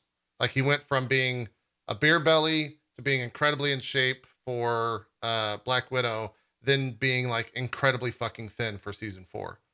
And now he's back in shape. Yeah. Like, he's just been ping-ponging all over that. That shows a bunch of commitment. So yeah, I have the very controversial opinion that, because I was like a Benedict Cumberbatch super fan, and I was very excited when he was cast as Doctor Strange, but I'm not gonna lie. Sometimes I do feel like he doesn't He gets do off what easy. he does with his. I'm being honest. I'm really sorry. Like, and I hope I'm not upsetting anybody. Actually, I don't care if I upset you. Get over it. But like, there's times where I'm like, I can tell the projects you give a shit about. And I can tell when you're like, all right, let's fucking do this stupid thing. Let me get out my trailer, you know? Yeah, sure. Whereas, like I was saying, like Christian Bale brought something to his role and Cillian Murphy brought something to Scarecrow. And they're serious actors too. And I don't know, you can kind of tell, like, even Cate Blanchett, I consider her a very serious actress, but like I think she did an absolutely phenomenal job. Yeah. She was great. And I with hope she's sometimes, not all the time, sometimes with Cumberbatch, I'm like, you didn't really. Well, he's not. You didn't really care about this. Cumberbatch is like not very emotive, so it's hard to see sometimes if he's like really giving it his all, or he's just like reading the lines. Whereas, like, you know, Hela, for example, very emotive actress, like incredibly emotive. So it's definitely tough to see. Jesse, you had something. Yeah. So I was, for some reason, a thing just popped up for me that was about Anthony Starr, your favorite guy to hate on The Boys. Yeah. Was going to be cast in Blade as Dracula, and which is amazing casting. That'd be really good. Great. But a lot of people are saying is that that rumor is false and that he is actually going to be cast as Dr. Doom. And I don't know that I believe that. There's a bunch of people. I don't know that I believe that. Yeah. I don't believe but hey, any of those though. I love him for Dracula. I think him as Dracula. That'd be, dude, if him and Mahershala go back and forth in Blade, that movie's gonna be fucking sick. That would be like, he's such a good actor that I like him down for any of it, but I don't think he obsessed. His emotion is entirely in his face. Yeah. Have him be Dr. Doom, I think, is a disservice to him as an actor. I agree. So I agree with that. So there's very few actors that I like them so much. I go back and look up other stuff they've been in and start to watch it. And Anthony Starr is one of those motherfuckers that I'm like, God, just fucking bless you. He's really you good. psycho man. I said, he will take. He doesn't treat it as a joke. You know what I mean? He's not like, oh, well, this is a campy character. He will drink a bucket of milk like he's trying to win a fucking Oscar. You know what I mean? Yeah. Like he does not phone it in for any scene where I'm like, there's a part from season 1 which I feel like is okay to spoil because it's season 1 where there's like a bottle of breast milk and he's like, oh yeah, he loses his shit over it. He is like I said, crazy. Oscar material where he's like, yeah, and I'm like, what are you doing? So many people would be like, what do you want me to do? Okay, yeah, you know, and he's just like, nope. He's just like, yeah, man. If he actually does get, if he gets Dracula and that becomes Blade, that would be the most hyped movie, I think, or most face. That's what I'm saying. He's gonna draw out little things into like fucking just artistry. Just replace the milk with blood. Just replace the milk with blood. Tiny fucking shit. And that's great. And then just like his quiet like intensity when he's like, yeah. And I'm just like, oh my God, you're so scary. I think I mentioned this the last time we were discussing Blade. For whatever reason, vampires are still like past they're pushing the limit of what I deem. But witches are okay. Yeah, the fact that there was a coven of witches is fine. Look, you can put all the aliens in there. You can give me a fucking little flubber looking thing. I'm like, great, that's an alien. Throw in vampires. I'm like, what the fuck is this doing in Marvel? For some reason, it's too much for me. It's a little bit much. I think they're gonna run into that in the grand scheme of things with a wider I feel like audience. You're in the minority on this one, JP, with all due respect. I don't know. I'm seeing a bunch of people saying that they agree in my chat, but that might just be my echo chamber. I don't know. It's hard to say. They're going to try it. Like, if they do a Blade movie without vampires, then what the fuck are they doing in the first place, right? But it might be, it's going to be the weird one. It's going to be the outlier, which is a really straight, like, I know conceptually that's fucking bananas, that it's such a hard sell for me, but it is what it is. You're right. Like, I'll believe the Noor dimension and the clandestines, but vampires. I know. I'm right there with you. I know how absurd it is. We're talking about multiverses. No, you're fine. It's funny. We're talking about goddamn mummies. And I'm like, oh yeah, bring those. But fucking vampires? Nah. Get that shit out of here. Who else do you have someone called Black Knight fight? Yeah, I don't know. He's an old-timey knight man. I don't know. I think maybe it's because every instance of a vampire that I've seen has been like kind of corny, right? Like vampires are always campy. And so if they can hit that threshold where they're not just like campy and vampire-esque, I don't know how else to explain that. I loved the vampires in Blade. Like they were cool. Which vampires though? They were all like, oh, we're invincible. Right. Like which ones? Yeah. So like when I was like a baby and I watched that movie, and I understand like, you know, it's very 90s or whatever, 2000s, but like I used to look at that and be like, that's what being cool is. Like being like Deacon. Oh God. His friends, you know, like they're so cool. And I also felt that way about the Matrix when I was like a baby, you know. I was like 6 or 7. Bronze, this I would just be like, wow, leather jackets are so cool. Like these guys are so The thing cool. is, here's the thing, Bronze. If you told me you were gonna wear a leather jacket out this winter, I'd be like, oh yeah, that's Bronze. Like you could pull that off. You could rock it. There was no one cooler than Trinity in my world. Full Like leather get up Trinity and was be the like, I'm a vampire. I know, but like they're in my head. Chat, am I wrong? Was Trinity not like half of y'all's first crush? I was like, who is cooler than Trinity? Yeah, some of us She's are like a bisexual that, icon. You know, like she was just like the Who is Trinity? coolest fucking. What? From Matrix.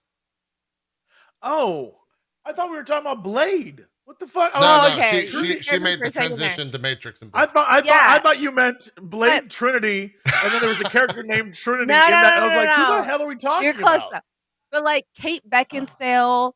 Oh yeah, in Underworld. We had these like leather clad fucking cool ass bitches, and it's like, oh my God. And at that time I was never like, is wearing head to toe pleather passe? You know? I was like, no, this is it. So there was something about that. That's just 90s. It's like in my stick mind. with me forever. Is like them escaping on the train and that girl with like what is it, like a plastic trench coat and her hair up and 2 buns running like this after Blade, where I was like, they're so cool. Like I don't know what it was. I was like, that's what I hope. So cool. That's what I don't want to see. Is that? That's what I'm worried about. Is that they're gonna like leather up every vampire, or they're gonna make them like Deacon Frost. Yeah, well, you're like, oh yeah, all these cool things. The only vampire I vividly remember besides Frost is Donald Logue's character. The dude who he was so good though. Oh, the biker guy? Yeah, the dude who's just like, hey, and he had like his weird creepy hand halfway through. Like, I love that dude. I love that actor. To the club wall, that's how I imagine most vampires should be. Like Romanian, yeah. Yeah, like a little cringy porno director from the 1970s. That's pretty much how I want every my vampires to look. See, I don't want. That's my worry. Is this? Just I don't want him to be leather clad. I want him to be like just like, I've been alive 1,200 years. I'm pretty gross. That's what I want my vampires. What can I don't shower anymore. What's the point? Well, I guess maybe they have to attract their prey somehow. That's the question. Maybe is in Blade. Do we want pretty vampires or do we want like monstrosity vampires? Oh, like 30 Days of Night, like the blood in the hair and the like crazy. So, I'm not gonna lie, those vampire. Things scared the fucking shit out of me. Those dudes from 30 Days of Night scared the ever living fucking shit out of me. They're so creepy. I guess I'd be down for that. Like lesser vampires and maybe could do that. Yeah, I want Blade to make sense, is what I'm saying. That's like, I don't care what they do. You can't. I just want Blade to make sense in universe as like why he exists. Here's the reason I haven't helped anyone. I've been busy killing vampires. And it's like, vampires, they exist. He's like, not anymore. You know, like give me a good Blade moment. I do like the idea that the reason we haven't seen vampires in the MCU is because he's killing them, destroying them. Yeah.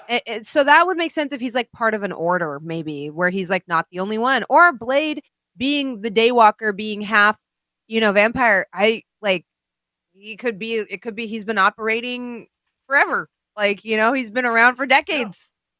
And he's locked in this eternal struggle with Dracula. And the reason nobody else has heard about him is because, Blade has been keeping that tide at bay or whatever. That concept would make a lot of sense. Kind of like Constantine, right? Because magic exists in New York, and it's like, well, why haven't people seen it? Well, Constantine is keeping it under wraps. So if something happens, he goes and he deals with it. You guys have to help me here. I looked up MCU and I looked up vampires. We've had mentions of them. They're mentioned in Iron Fist season 2. Do you remember that, Jesse? I don't remember. I haven't watched it. No, not at all. I can't. Not at all. They were mentioned in that. They were mentioned in Thor Ragnarok as being they were on Sakaar. I don't remember that. They were mentioned in WandaVision, but it was kind of a joke because it was in the Halloween Spectacular. They were mentioned in Eternals, and they were mentioned in Loki. Well, then they must exist. I didn't know that. I didn't either. I do kind of remember them being mentioned in Loki because I feel like we discussed it. I think it was like a throwaway line. Isn't it when they're asking him, It was in the episode, I think it's like during the screening process. Oh, maybe. Well, no, that was the are you a robot deal, where if you pass through that thing, it kills you if you're a robot. Oh, the Thor was a joke reference to What We Do in the Shadows. Okay. What was the mention in Loki then, chat? Because it was in what episode was it in? Let me see. It was in episode 4, which is okay. Here we go. In the Nexus event, the 4th episode of Marvel's Loki on Disney Plus, Mobius casually mentions some of the bipedal species that have walked through the TVA. We brought in Kree, Titans, vampires. Why is it the 2 orphan demigods are such a pain in the ass? So there you go. I guess vampires they've been around. They exist. Yeah, I don't know. To the point that they've been going through the MCU. Yeah, they're going to be a thing. Keeping up with the timeline since we've only talked about Quantumania. Secret Invasion, is there any hype for the two of you in that? They were kind of they didn't talk about too much. I think only Colby Smothers, I hope I'm saying her name right, could be there for a promo. Like Sam Jackson was missing. The Game of Thrones Dragon Girl is also Emilia Clarke, I think is her name. She's also in that show next summer. But they haven't said anything about it apart from that. So very little promo on that. I hope that the Secret Invasion goes outside of that show. Like if that's just happening within that show, that kind of sucks for that storyline in my eyes, because it's one of the cooler aspects is when you can't trust anything, and if that extends to the outside of the greater MCU, to where you start thinking like, oh, is that person a fucking, is that a Kree? I don't know. Could be exciting, but we don't really know anything about it apart from who's in it and the how big it is. They talked about Guardians. They showed some more footage there. We got to hear. If you've seen Peacemaker, Jesse, you're gonna have to help me with the names here. The boss guy in Peacemaker is the High Evolution, I think is his name, in Guardians of the Galaxy 3. It's a very difficult name to say. Maybe chat can help me out here, but I'm not going to attempt it. I don't remember his name at all. Is it? Oh yeah, the guy who played Myrn. Yes, Myrn. Boy. Yeah. The guy who played Myrn. Yeah, he's the High Evolutionary, which is a big thing for mutants, and he's got a bunch of. How do you pronounce that? I mean, the American version of it is Chukwudi Iwuji, but I don't believe that's what it is. Yeah, I'm not gonna even bother. He's a great actor, though. I'm excited that he's in it. I'm glad that he's being brought over. and he should have a pretty long-standing role. I hope it's not just a one and done. It's Chikuji Iwuji is his name. Okay, there you go. That's a pretty good name. That name flows, dog. Yeah. That's good. That's a good ass name. Yeah, he was fantastic in Peacemaker. If you haven't seen him before, very good in that show. So I have no doubt he'll be good in Guardians 3. The stuff they showed also leaked a little bit of that. Apparently, we're getting a Baby Rocket. I think the High Evolutionary, the character that we were just talking about, or the actor that we were just talking about, is going to be the reason that Rocket is the way the Rocket is. We also saw, is it Will Poulter? Is that his name, playing Adam Warlock? He's jacked out of his mind now. He's super beefed the fuck up. Dude with the crazy eyebrows? Yes. Yeah. Also, I feel so... Did you see the interview with him on the red carpet? Which one? I don't remember which one. It was just one of them. What happened in it? Dude, yeah. I will say, he has the most recognizable face in all of Hollywood. Does he? Dude does not look like any other human being on planet Earth. It blows my mind. He I understand why he gets cast and stuff, because he has such a unique look. And like every time I see him, I'm like, this dude, I don't get it. I don't understand. But like I do. I get it. It's crazy to me. Just look at the man. And now that he's buff, it's even crazier. He's buff as shit. It blows my mind. Yeah. It's kind of like there's another dude that's like that. He was in Eternals, Green Knight. He plays Druig in Eternals. I feel like that dude gets roles just based off of kind of being. Yes, I know exactly what you're talking about. Yeah. Being kind of like generally menacing looking. I don't know. Yeah. He's got a cool look to him. That's what I'm saying. Like, he has a vibe that's like, I know you seem like a nice guy, but everything about you, I think like it's sinister. You're definitely up to something. Yeah. You have like there's something you're doing, and I don't like it. My chat says being Irish and sinister. Yeah. Yeah, that's an archetype. It is. Irish and sinister. That is 100% an archetype. You know. Yeah. He was. I wish I could hit that demographic. I'd be eaten. I think he was one of the better parts of Eternals too. I think Druig is a character. Meanwhile, Jesse's like Irish and disarming. Nothing about Jesse is sinister. You're right. You know, if Jesse came at me with a gun and a knife, I'd be like, Jesse, put that shit away. Right? Like I wouldn't. I'd be like, oh, Jesse, thank you for the gun and the knife. Yeah. It's true. But JP, I found this gun and knife, and I don't know what to do with it. I'd be like, put that shit away, Jesse. Yeah. What do I do with this gun and knife? You'd be like, where did you get that? Whereas, I don't know. I found it on the street in a plastic bag. Will Poulter looks like a young Dexter. Oh, that's true, actually. Yeah. If Will Poulter approached you in a dark alley with a gun and a knife, you'd be like, well, it was good living. Here's the thing. I think of everyone, if you put a gun and a knife in anyone's hand in Hollywood, I think John Barenthal would be the scariest motherfucker. Yes.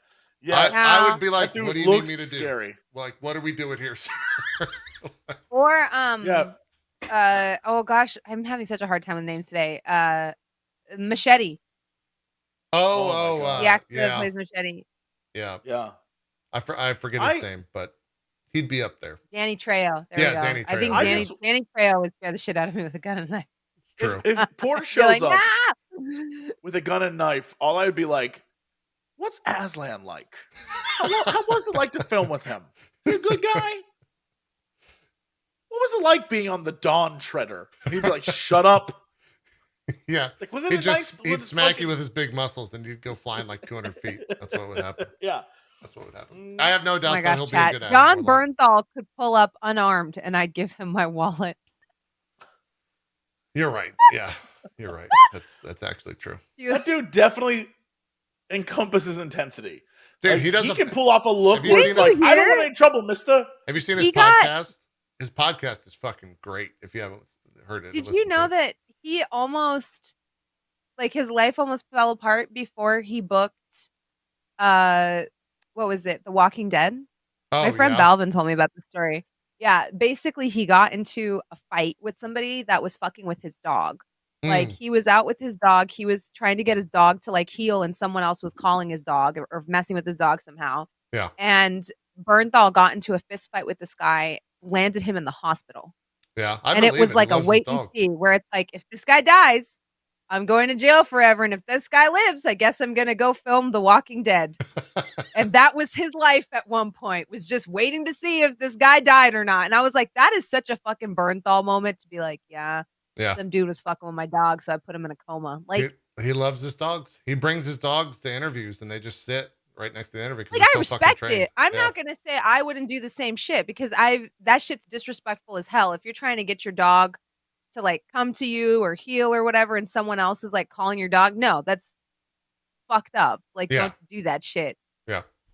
But yeah, so I understand it, but I'm also like, that man isn't. I feel like he's like intensity embodied, where like one punch wasn't gonna do it, you know? Yeah, there's a reason why he gets cast as like a fucking special ops, like crazy soldier type dude. It's because you could believe he could be one just by looking at him, right? Like that's he gets typecast a lot as that, but it's because of the way he looks and his quiet intensity. You're 100% right. So. A lot of quiet intensity. That's true. I hope we get to see him. Daredevil was the big, I would say like the biggest surprise out of all this. I was not expecting them to come out and say that Daredevil's getting an 18 episode show in the spring of 2024. Is each episode gonna be 5 minutes long? Like what the fuck? 18 episodes seems insane for episode length. I'm here for it. My cat just started chewing on my beast. Well, you gotta protect Why would that you shit. do that? You gotta protect that shit. Yeah, that's 4.5 months of show if done weekly, by the way. That's how long that is. Unless they release like 3 episodes a week. They arcane it. I don't know. I hope he's in that though. I would love that. I would love if they released multiple episodes a week. I think that's something they should have done numerous times before. And if they want to test it with Daredevil, great. Yeah, you're seems for it. Perfect. I also wonder who else is in that. Right, like 18 episodes is a lot for Marvel to play with in terms of guest characters. You have Spider-Man in there. They've already said that Daredevil is going to be popping up in a bunch of shows, like he's in She-Hulk, which is later this month. So maybe we see She-Hulk in there as like a street level character. Maybe they bring back Jessica Jones. Maybe they bring back like Iron Fist, Luke Cage. They could all be in there. They could have a shit ton of guest characters on that level, which is pretty exciting for whatever that show is. I kind of don't. Well, we know Luke Cage isn't canon now. Isn't canon or is canon? Isn't. Why do we know because that? Because Mahershala is Blade. I don't know if so that like makes Luke it Cage might exist, but like the show probably, like, I don't know. I maybe I'm assuming way too much, but like, yeah, that might be an assumption. If Mahershala is Blade, then how was he Cottonmouth? Yeah. They could just like that off. It's Marvel.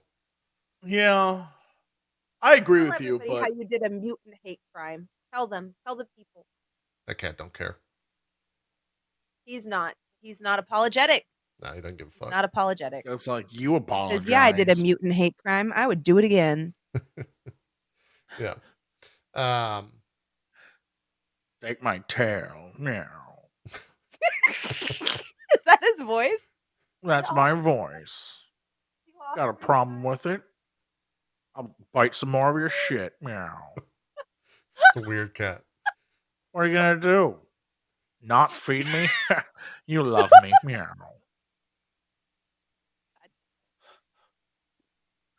Any more, Jesse? Make me some goddamn lasagna. Meow. It's Garfield. It's a Garfield reference. That's my favorite cat. Meow. Yeah. Bronze, you might be best suited to answer this. And the Daredevil Rogues Gallery. Who else is in there that is not Kingpin? Like, I hope Kingpin's not the ultimate bad guy. Bullseye. I hope they bring Bullseye back. I hope we get to see. They have Bullseye. They have the Hand. The Hand. I feel like the Hand is his major. They have to reintroduce them, right? Like, the Hand is so big on a street level, and if they're bringing Daredevil, they have to have the Hand. Because he deals with a lot of street level crime. I feel like he also does a lot of one-offs. where like people from his cases get away and then he has to go track them down, which is why his appearance in She-Hulk is going to be fucking awesome. Yeah. Because I bet you it's going to be one of those things where like they have a witness that's under attack or something like that, and then he has to protect them from the mob or something like that. So do we here's the big question. Do you think they keep everything that was in the Netflix canon? Like, is Elektra dead? Like, is she gone? Can they redo Elektra? Can they bring Elektra back? I hope so. I hope they're kind of picking and choosing what to bring I agree. back. But it is all on Disney Plus, so I feel kind of like they can't. Here's where I'm gonna be like kind of crazy, because if it's not canonical, you know who else they could bring back? Who is also like it's kind of everybody's villain because they all kind of share villains. Kilgrave, like the Purple Man is also like somebody Daredevil deals with. True. Because like they all have dealings with each other, right? Like Luke Cage, Jessica Jones, Matt Murdock, they all kind of like Iron Fist, they all kind of do shit together. And like the Purple Man shows up in his shit too. So like I could see that. Let me ask you guys this. If they do the hand waving and say that the Netflix show was a different universe than the Daredevil show that's on Disney Plus, is that cool? If they do that, if they say this is a different Daredevil, and that's how they get by all that shit, or is that lame as fuck? I mean, that's lame as fuck, but it is a way to do it. But that's lame. Like saying it's saying repeat that? The Netflix show was a different universe. It was a multiverse. Right? Okay, like just a different multiverse. Yeah, that way they can have every character that they have already introduced in the Daredevil or in the Netflix show. Which 3 seasons, there was a lot of things in there. Like, well, that's basically what they did with the No Way Home film, and it wasn't lame in that. But that's essentially what they did. Is they canonized every single other Spider-Man and said it was just a different multiverse. That is, but they had them show up from that multiverse. This would be someone just tells us it's a thing. But it allows other people who didn't get a fair shake in the shows to get a fair shake. Yeah. Absolutely. I would love, absolutely. Like, we have a great Shang-Chi. I would love to see a good Iron Fist that doesn't fucking suck. I think they kind of have to have him. And like he's but they have to say that other I don't want them to bring that guy back. I'm gonna be honest, like I don't think there's enough martial arts classes in the world to make him likable. What they need to do is just have Jessica Henwick become the Iron Fist of the MCU. Yes, so we could say in this multiverse, that is the Iron Fist. And in the other one, it was that horrible Danny Rand. You have to have Iron Fist. What if we don't do that? You have to, like, Iron Fist is so... You don't like Iron Fist? No, what if we just don't do Iron Fist? What if instead we bring back Joy and her brother and have the two of them take on the mantle of Iron Fist? Shit. Stop this fucking shit right now. I have forgotten 18 episodes until you brought of the two of them 18 episodes of the two of them just looking at each other menacingly and like shitting on Daredevil. The worst friends ever. I hate them.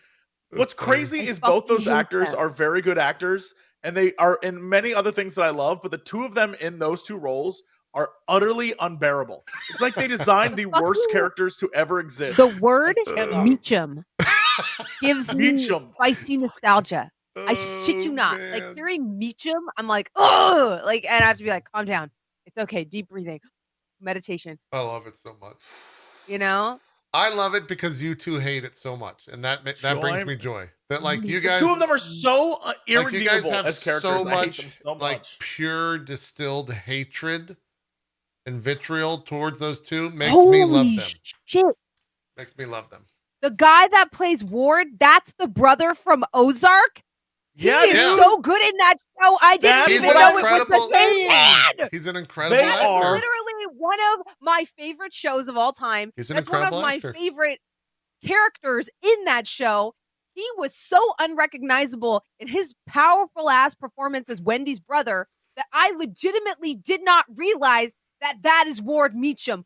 Holy fucking shit. He also, if you go watch Banshee, he's also in that with Anthony Starr. Broke my fucking brain. That's the same guy? Yeah. So he can act.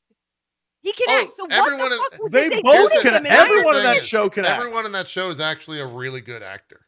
Yes, everyone's great. The show just sucks. The show was just dog shit. It's like they hired all the right. Again, Bronze, you were totally correct. Marvel can do casting very well. Yes, and they it's like they nailed good actors, but didn't give them the show. So like it's just, and then they tried to salvage it for season 2, and season 2 is even more insane. And it's just like, look, you should have known when to let it go. All I want is for Daredevil to get a team up episode with Iron Fist, and he's a cowboy shooting chi character. Like that's what I want. Actually, my brain just broke. It's great because here's the thing: I've seen both of these pieces of content, and I never made that connection. That's how my brain has broken. He was so heartbreaking in those arcs. Just such a heartbreaking character that like my heart bled for. And yet every time I saw him on screen in Iron Fist, I wanted to hit him. And realizing it's the same man, I'm broken. I don't know how. They did all right, I think, with what they had to work with in Iron Fist. They just didn't have much to work with, for sure.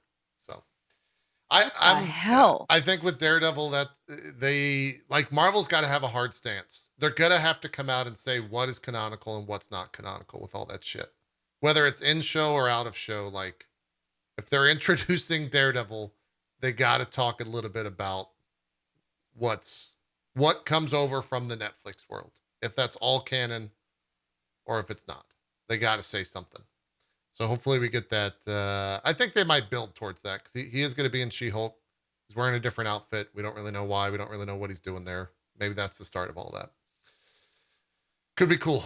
What else? Agatha got renamed. That's now the Coven of Chaos. That's probably going to be related to Wanda in some form. Do you think it's is it like a prequel? Does this take place in the 1700s? Is it post WandaVision? Like I don't know how that goes down. If the events of Doctor Strange are that Wanda is gone from the picture, then wouldn't Agatha snap out of her mind control thing? Sure. Yeah. If she was being held there by the power of chaos. And so now she can like do her own thing, shenanigans, which I'm here for. And people, I know people were like, what is the villain of Coven of Chaos? Starts with an M. Yes. Do you think it starts with an M? Morbius? No, I'm kidding. It's Mephisto. I think it has to be Mephisto. It has to be Mephisto, right? They got to talk about where chaos comes from, right? Like that's got to have a conduit. Got to be introduced in our world. Of course they'll do that. I think Mephisto for sure. The Meachum starts with an M. It's Meachum. Meachums. Ward plays Mephisto.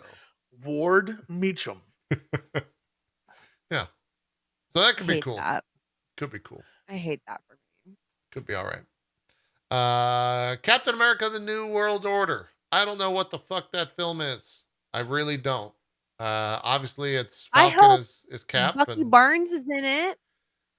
Yeah, I that's so far from like if we don't get any mention of Captain America till May of 2024, I'm gonna be kind of bummed about that. But I don't know where else he would pop up.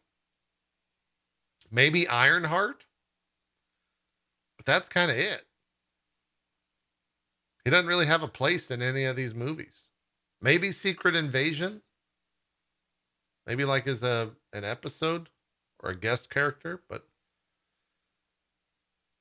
And I don't even know what that show's about. Jesse, you thought that it might be like Doom shows up as like a bad force. Yeah, I'm trying to think like because if you set up Dr. Doom as being the like Wakanda's in trouble, most of the world is a mess. Like someone steps up to sort of like, hey, the planet is crazy. Let me villain / I'm trying to think of all the other guys that are like him. Lex Luthor kind of vibe of just like, let me come and save you all. I feel like that's kind of a power vacuum thing that he would do. But at the same time, the reason why is because the New World Order storyline is about Red Skull. And Red Skull, I think they've written off Red Skull. Red Skull is a spaceman now. So that's not happening. So it has to be someone else. Unless he somehow, over the course of the next 2 years, gets back to Earth. He's gone. Because if the Infinity Stones are done, like he's no longer guarding anything, right? I mean, he always is, because he went and returned it. Cap took it back. Well, but they're destroyed at this point in the timeline. He might have gone back. Only in one timeline. Right, but oh God, now we're going to get into timeline discussion. If we're in the true timeline, the one that happens after all the things are destroyed, and a new timeline was created when he went back and took that, then this is not that timeline. I think Red Skull's gone. Red Skull's done with the story of original Captain America. This is not going to be. This is going to. I mean, it could be a new Red Skull, but that doesn't make a lot of sense. I think it's Red Skull's son. I feel like this is a Doctor Doom thing. Like a New World Order, Doctor Doom is going to start taking over shit, and that's why Thunderbolts is the next movie, because Thunderbolts can be like, we need someone to go behind the lines into Latveria and do a thing, and like he's a bad man, and we need evidence he's a bad, like that kind of shit. So do you think maybe Captain America? I guess maybe that could make sense. Captain America like ends with them not being able to solve the problem, or not being willing to solve the problem, and then the Thunderbolts are like, fuck it, we'll go kill him. Well, yeah, because Captain America New World Order can introduce the concept of the Thunderbolts existing. Yeah. And, because they can even be like, the actor's dead. So they're going to have to do like, Ross is dead. This whole thing happened. So we're going to need to, you got Zemo, you got, on here. Who are all the Thunderbolts? Zemo, Yelena. What's his face? Who's the guy from Captain America, the show, the Falcon? My brain just U.S. agent. U.S. agent. Yeah, U.S. agent. That's 4. Bucky. Is Bucky part of the Thunderbolts? I guess. You think maybe he leads? It could be. It could be, because Captain America has to be the face of the U.S., right? So he can't be involved in the Thunderbolts. Yeah. But Bucky can be involved in the Thunderbolts, so that's possible. Abomination for sure is going to be a part of it. Yeah, I don't know. Oh, Ghost. I think Ghost is like such a side character from Ant-Man, but maybe she's a part of that. If she was running secret ops for the government, then like sure she would be a part of that, I guess. This is a secret op. What about I think that could be fun. What about like Taskmaster coming back? I would love it if they actually did something with all those characters that they said they were. Again, we've talked about it twice now. All the loose threads. Yeah.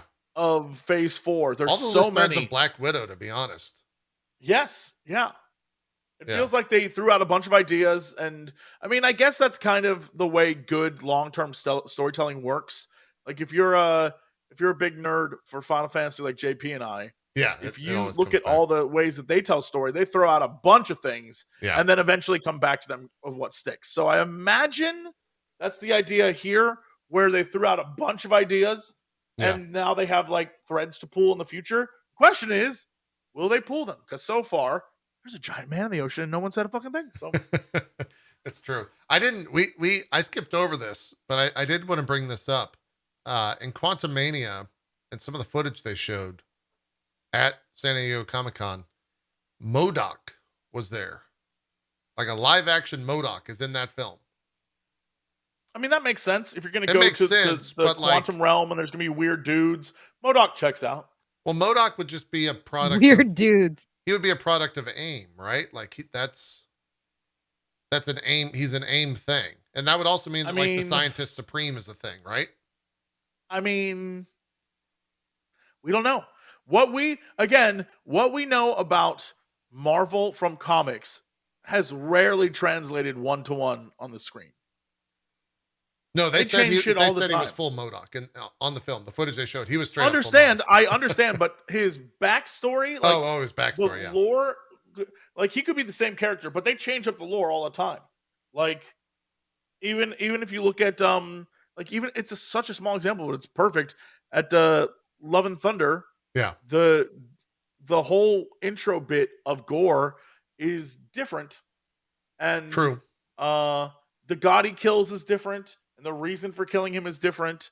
But it gets you to the same place. He's a guy who kills gods, right? And so they do that all the time. No, Bill Murray is not MODOK. Bill Murray is in the film as well, and he'll play an important role, but I don't think he's playing MODOK. He's playing Bill Murray as Bill Murray. I think he's gonna be like, Bill you'll never Murray. believe that I was in the quantum realm. Ant-Man's going to go to the quantum realm, and Bill Murray's going to be hanging out at a bar there. So. Yeah. And he's like, no one's going to believe that you saw me here. Yeah. He's going to like walk away. Yeah. I think that's awesome that Bill Murray will be in there and that he's apparently going to have an important role, but I hope it's just he's playing Bill Murray.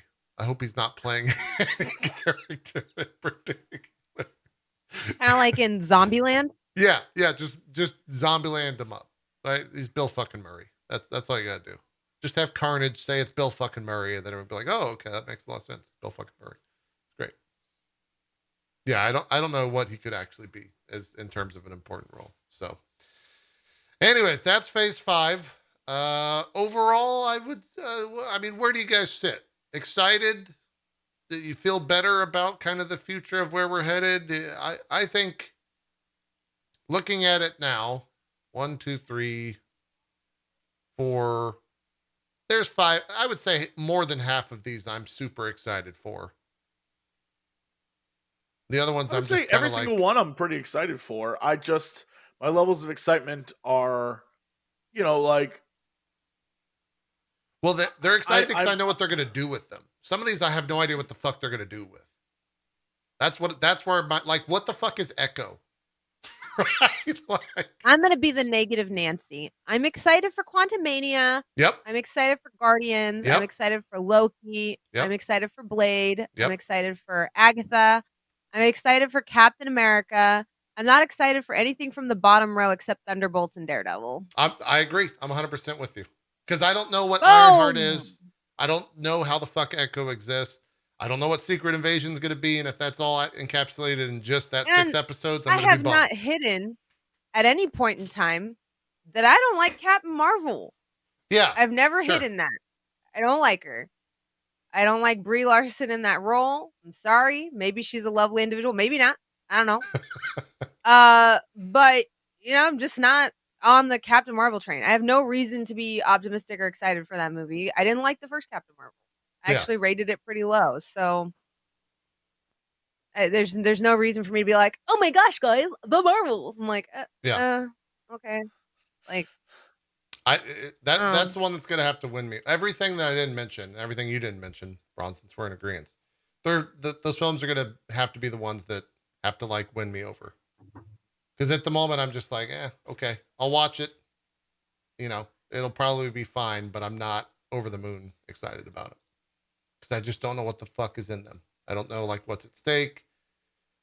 The characters that we've seen so far. Thunderbolts is an example of how to introduce a team. Now that I think about it.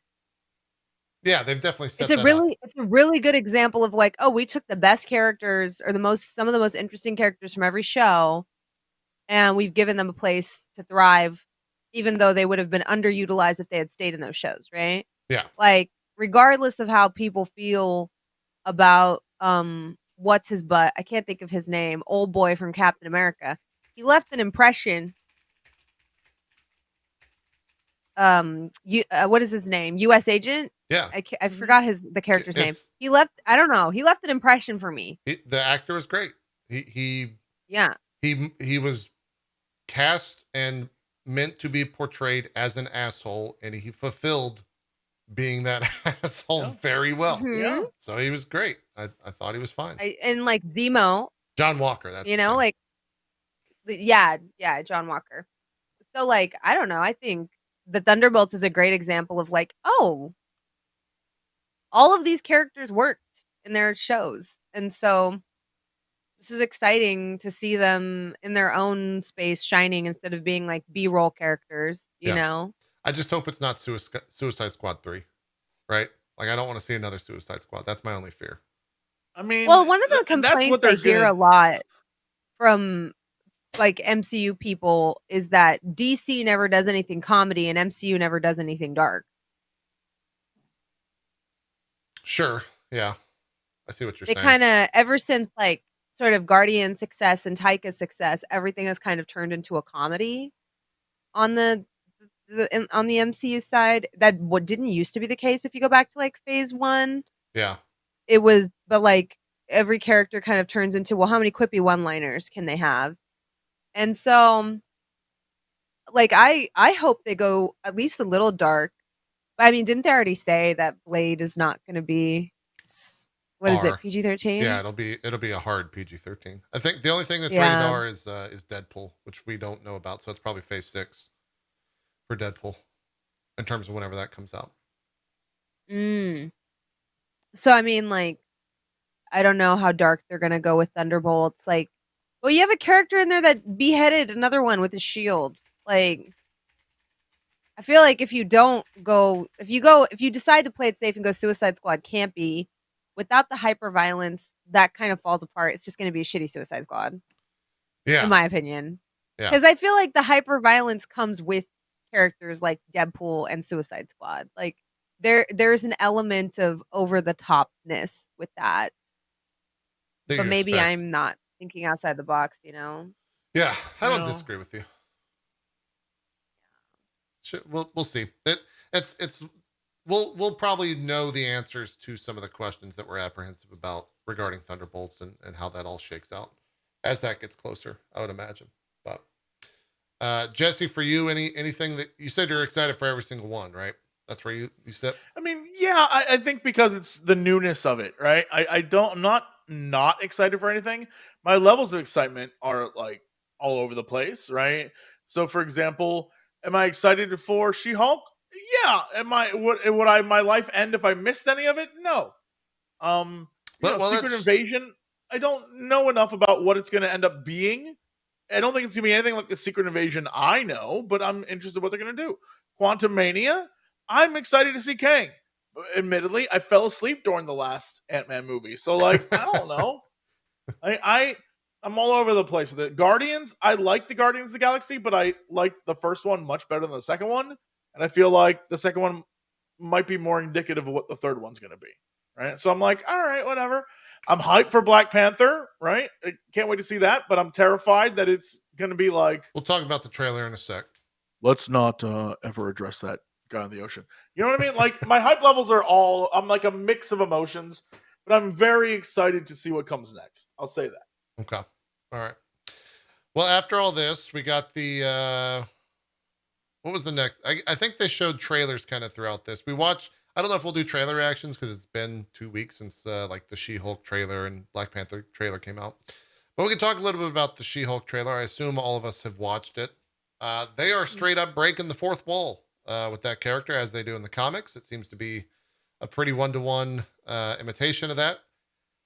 I think it looks a lot better than that first trailer did. I don't know where you guys sit. No, Agreed. Yeah. I think that show played it safe in that first trailer, and now they're like going all in on what that show is trying to be. And I hope that that's what all 6 episodes are, and I hope it's not 2 episodes of that. We go to the fucking Middle East and then come back in the final episode's a little bit remnants of the first. I hope they figure out what to do with the Hulk in the show in this episode. Yeah, because that has been my biggest critique of the MCU thus far. Is that I have never, like, I feel like they never know what to do with the Hulk. Like, at one point they were on the right track, and then after that they're like, we don't know what to do with this fucking character. They've admitted, like, the Russo brothers, I think, admitted that, right? They didn't know what like, to they do have with no Hulk. clue. Yeah. I hope that maybe this show is a correction in the right direction, because when it comes to at least comic books, the Hulk has, like, some of the most iconic storylines, some of the most iconic comics.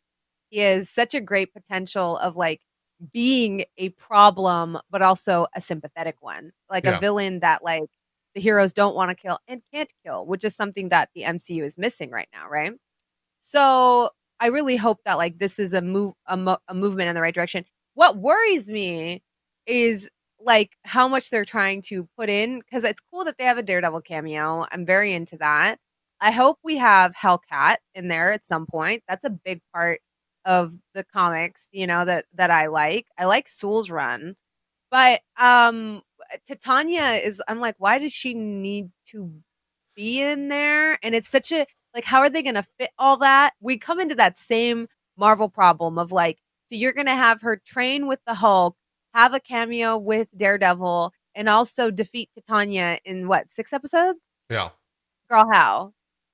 How? That to be honest, what's gonna end up happening is either the villain's gonna suck, or the Daredevil cameo is gonna be 12 seconds, or it's gonna be one of those things, one of those situations. Everything you just listed seems like doable compared to what Marvel's, it doesn't. Compared to what Marvel's tried to fit in 6 episodes in the past. I'm like, okay, I can kind of see that, but it's a lot of shit. But it seems doable. They also show her that office of, or that branch of the government being established, and her balancing having a publicist and how are they gonna show us who she is as a character, show us her doing her thing in the courtroom, and then show us her learning how to be She-Hulk.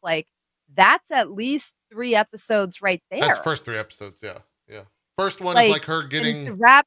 Yeah. Everything else in the next 3 is girl, how? The first episode is definitely introducing her as a lawyer, and then they've already talked about how she gets her powers, and they get in an accident and Hulk's blood gets on her and it mutates her. That's the end of episode 1. Episode 2 is them training. Episode 3 is her reintroducing herself back into the world. Episode 4 is people finding out that she's She-Hulk. Episode 4 at the end is the introduction of Titania. And somewhere in there, Abomination occurs. Episode 5 is Daredevil and some storyline with them. And episode 6 is them defeating Titania. I bet you that's how it breaks down. Wait, is there 6 or 8? Oh, I guess there's 9. Is there 9 episodes? Okay, you can still break that down in 9 episodes. I'm not going to, but yeah, it'll be some variation of that in terms of how I do think the episodes are going to be shorter. They'll probably be 25 minutes with 5 minutes of credits. They're going to be 25 to 40 minutes. So yeah. I forgot Frogman is one of the cases. He's in the show.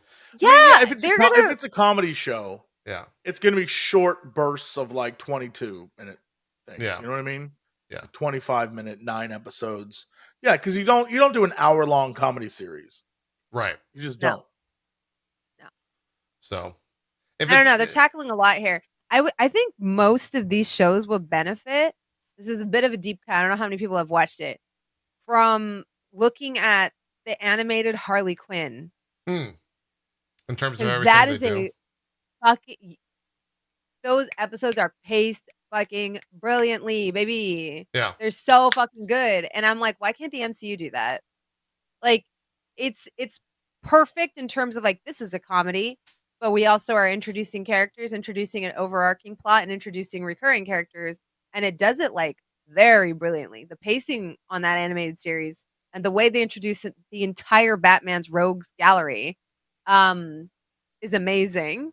Yeah. And if y'all haven't seen that show, I highly recommend it. It's really good. Yeah, I've heard very good things about it. It's like Venture Brothers or Archer. It's in that vein of animation. It's very much an adult animated show. Yeah. But with Harley Quinn and Poison Ivy being roommates, and her having just broken up with the Joker and trying to navigate being single. And they even introduced joke characters like Frogman. They have Kite Man. Yeah. And you end up really liking them. Yeah. Yeah, you can make love characters that quick.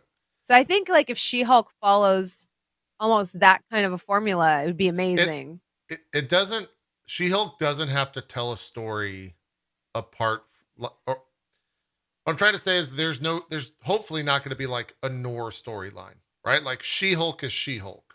We kind of understand there's no alternate dimension bullshit. She's just a lawyer that gets Hulk powers. That's her. That's She-Hulk, right? They don't have to do anything else apart from that. I think where it will be, it'll either soar or it'll fall apart with the fourth wall shit. That's either going to come across really funny and really cool, or it's going to be absolute dog shit. That's what I'm most concerned about with the show. A lot of that stuff comes off as cringe to me. It's very rare that it's very hard cringe. For it to hit. It's very hard to land that stuff.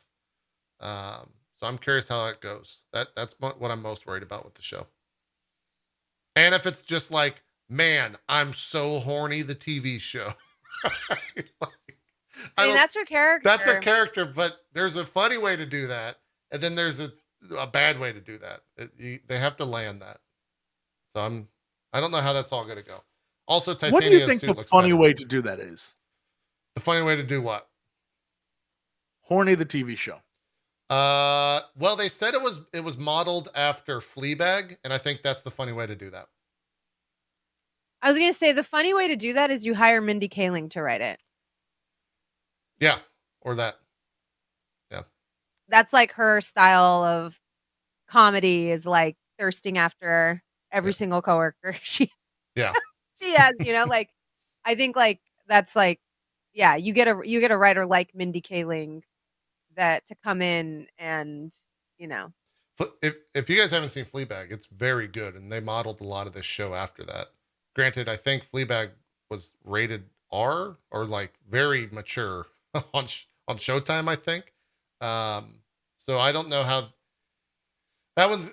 They can model it after that show all they want, but unless you can actually like do a bunch of that shit and say a bunch of the shit that they say in that show, we'll see. We'll see. I think CGI looks better. I think when we first saw the stills of Titania, I thought she looked really fucking stupid.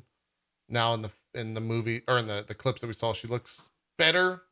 She still looks like a bad WWE wrestler from the 80s, which I think we gotta start worrying about for her. Half of these movies, because there's been article after article talking about how companies straight up don't want to fucking work with Marvel. And I would not be surprised. Yeah, I would not be surprised if sometime through phase 5, we're probably going to see a strike. And I support them them unionizing, negotiating for better rates, because they were saying they had changes they had to make like 3 weeks out from launch, where they were like, oh, all of this needs to be changed. All of this. And the thing is like Marvel never gets blamed for that. They do, where it's like, God, the visual effects in Miss Marvel are ass. Da da da. Yeah. I blame Marvel for that. Oh, that's them. I will I will die on that hill. Absolutely. That the visual effects in that show are fucking horrible, especially when she embiggens. It's like the worst thing I've ever seen in my life. But I blame Marvel, where it's like, what the hell were you doing? Yeah. What the fuck? Yeah, you're not so. You're not wrong. I would be also surprised if we don't see a strike as well. I think that would most likely, if they keep doing what they're doing with these VFX studios and how fast they're burning through them, with what we're looking at right here over the span of 2 years, that is a massive, massive amount of work. It's so much, yeah. And then on top of that, adding 2 more Avengers and all of Phase 6 till like the middle of 2025. That's an insane amount of work. So either the money's going to have to come up, they're going to have to find other companies and not piss those people off, or we're most likely going to see a strike somewhere through there. It's crazy because I was watching some behind the scenes stuff with Stranger Things. And no spoilers for this season, so don't worry about that, chat. But when I was watching the behind the scenes stuff, they were talking about how everything they could do in practical, they tried to do in practical. And the reason was to give the actors more to work with, which is why they got so many strong performances out of that versus like some of the wooden performances we got out of Miss Marvel. Sure. And the other part was to take some of the load off of VFX people.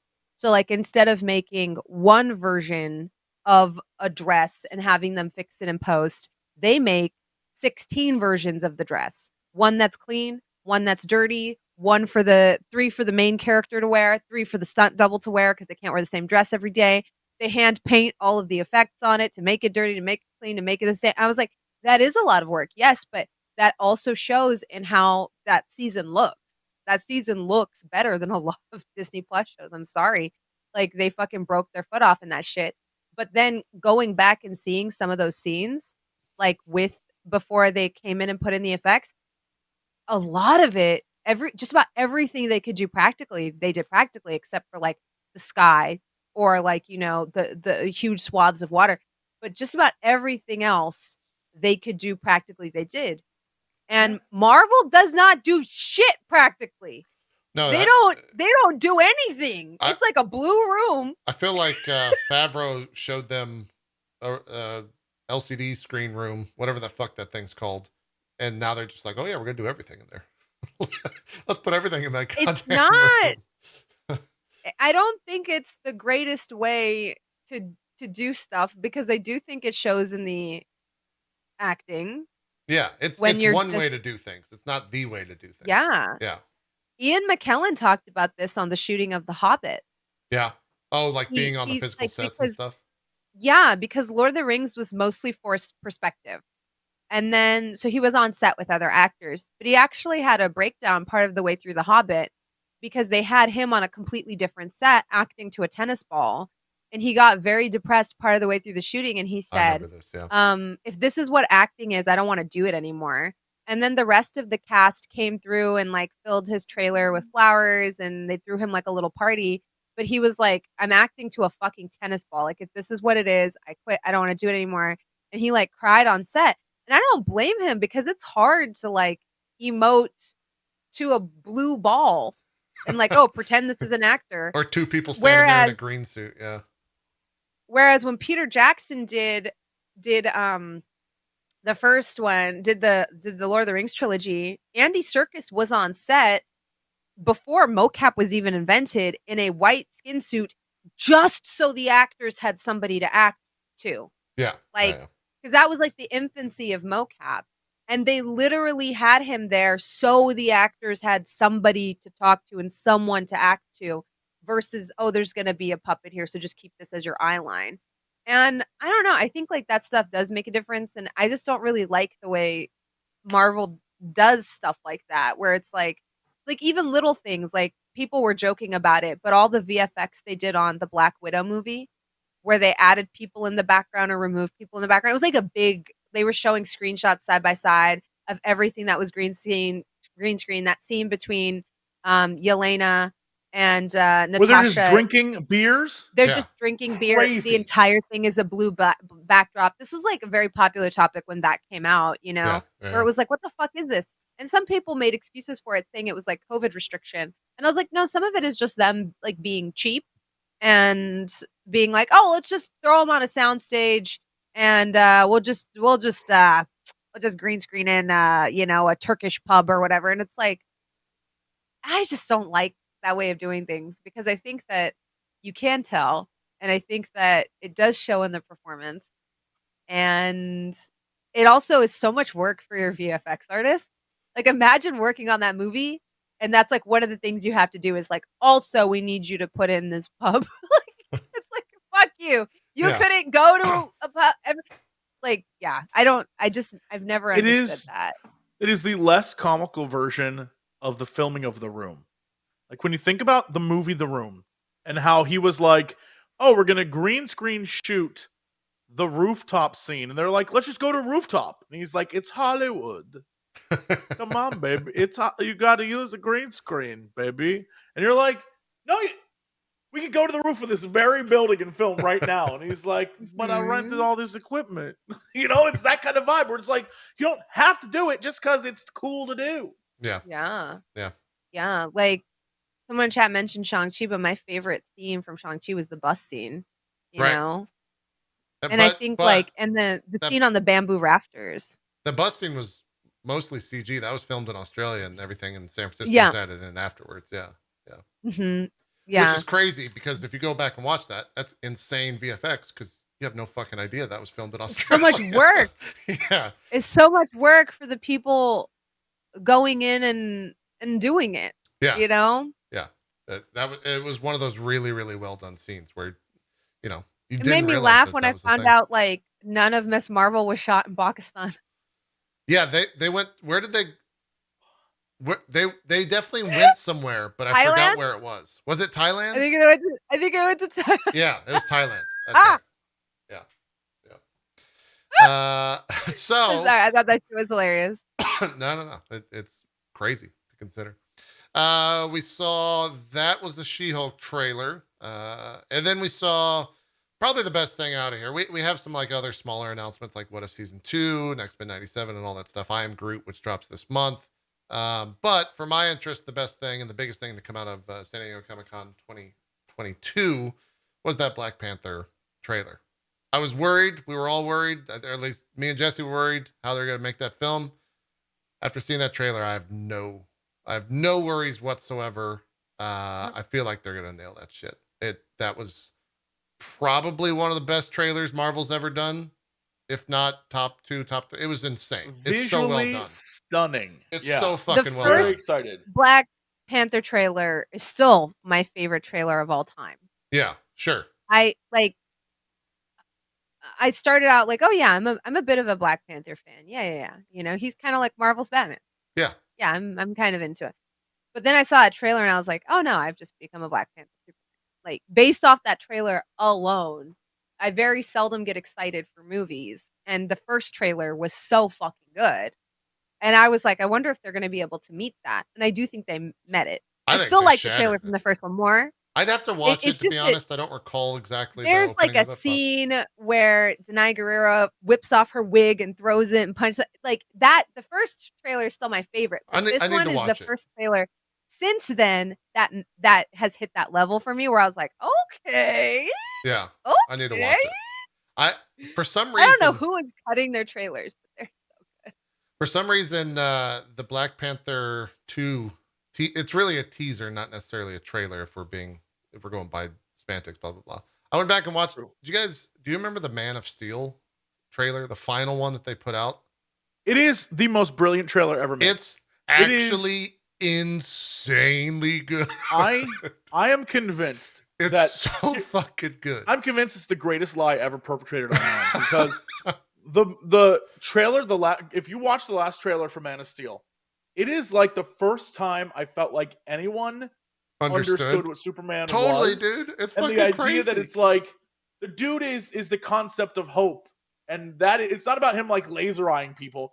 And then the movie has nothing to do with that shit. And the movie's still fine for me. I still like the movie, but the trailer's godlike. It's fine, but I'm saying the distance between what the trailer was, what the movie was, is two vastly different things. Sure. And that trailer had me so hype. I was like, is this the first time someone's gonna do Superman like actual Superman, like and not modern just like day Superman? Yeah. Corny Superman. I was yeah. So that I was like, holy fuck, this Black Panther. And then I went back and watched that, and I think it's on that level. Like I truly do think that teaser was insane.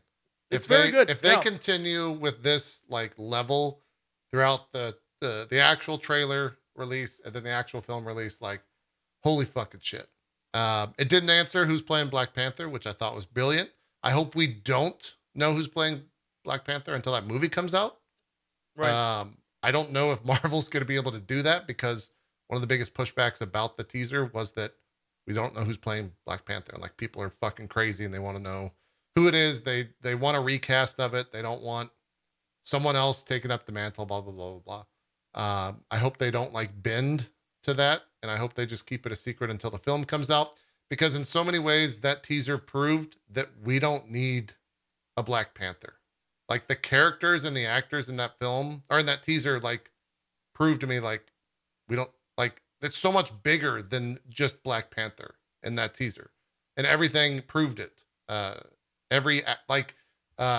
her name? Angela, is it Angela Bassett? Bassett? Mm-hmm. Yeah. She said 2 sentences in that fucking trailer and they were just insanely good. I think it's really the fact that all of the supporting cast of the first movie have clearly stepped up. They were all amazing actors to begin with. Yeah. The fact that they you can tell they put this shit on their back and were like, we got this. And I'm very pleased because this isn't like a trailer where they're introducing 80 new people to like come in and make us feel better. There's a hint of Ironheart. There's a hint of Namor, but the rest of the trailer is like, I know that person. Yeah. And I know that person. And I know those people. And it's like, all right, let's fucking go. So I'm very pleased that it appears that for the most part, this movie is not only a solid send off to Chadwick, but also I think like all the other actors coming on, like, we got this. And shit. owning. I'm yeah. totally here for it. Crushing it. And then, how do you mention that tease without mentioning the music? Like the mashup and the way that it's done and the pacing of it is that I think the music made it emotional. Like it was already going to be an emotional thing just to watch to begin with. Yeah. But that music is just like chef's kiss for what that trailer's trying to convey. Both in like the idea of moving forward and the idea of what that film's going to represent and everything about it. It's fucking incredible. Even though it's very clear there's going to be at least one or two great moments in the movie about looking back at like, it's going to cross that weird line between acting and like, they're actually really sad. Sure. But I'm still curious what the first 5-10 minutes of this movie looks like. Couldn't even begin to tell you what that's going to be. So I think what's going to happen, my prediction. I think it's going to be the snap. You think the snap is going to kill him? Yes. I think. What? I think they're going to pick up like the snap just happened and they're like, what the fuck? I think the first 5 minutes. It's heavily implied that like the snap has happened. Like during the. Yeah. You didn't get that, Jesse? Are you saying? They talk about, what is it? They talk about Shuri being dead. Yeah, because she says my entire family is dead. Yes, like, and that heavily implies that they were snapped. Yeah, I think that heavily implies it.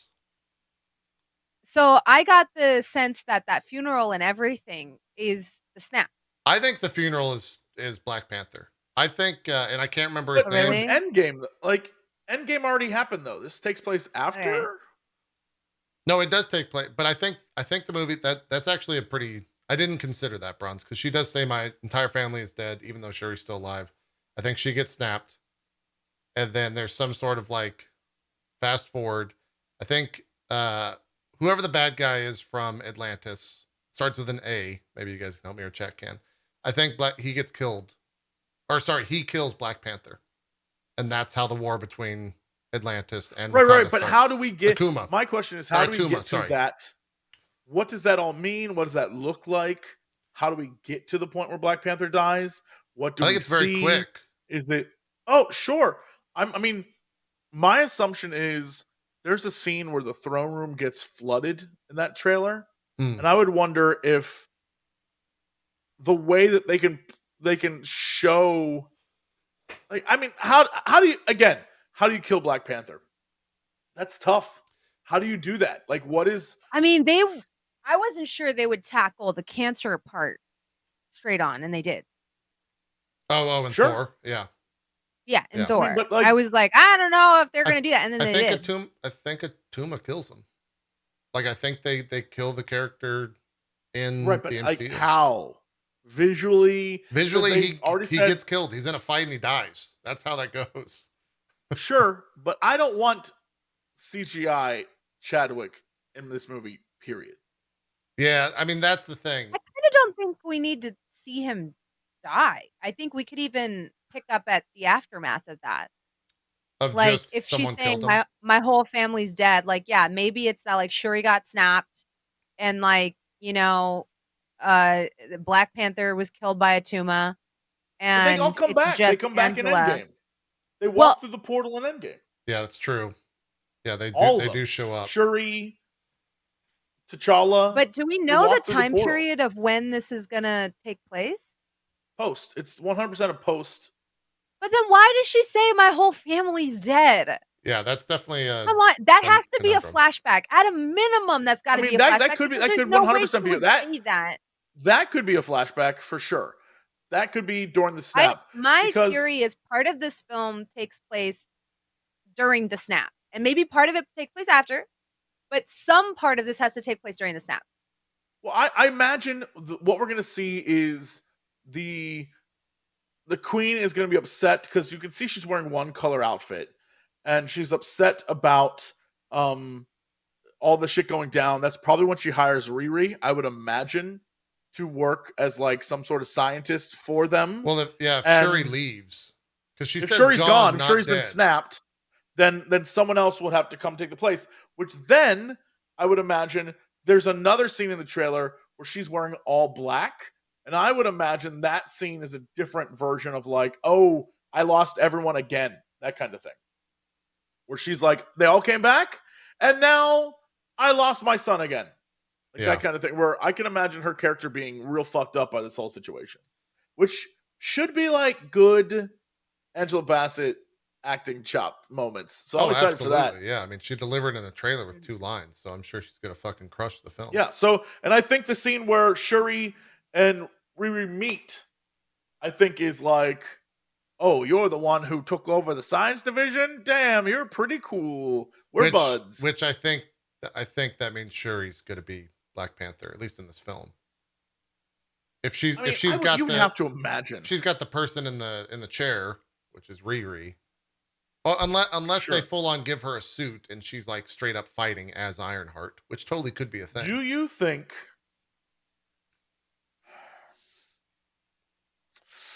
Never mind, they wouldn't do that. I was thinking like, all right, how does she become Black Panther? I think she steals the suit. Well, I mean, I understand that, but the Black Panther is about the power. As far as I'm aware, all those plants were burnt down by Killmonger. That is a good point, yeah. So how does she become powerful? And that's more importantly, great point. Where do they get that power? Yeah. I don't know. Killmonger destroyed all the plants. I'm very curious about that, but I'm also curious about if Chadwick was still alive or they didn't give a fuck and they were like, we're going to make a robot version. At some point, she has to go into the like ancestral plane. Ancestral plane, yeah. And so when she's there, who does she see? Great question. Blown away. I don't know. Yeah. Who talks to? Who gives her that advice? Is it going to be the dad? I don't know.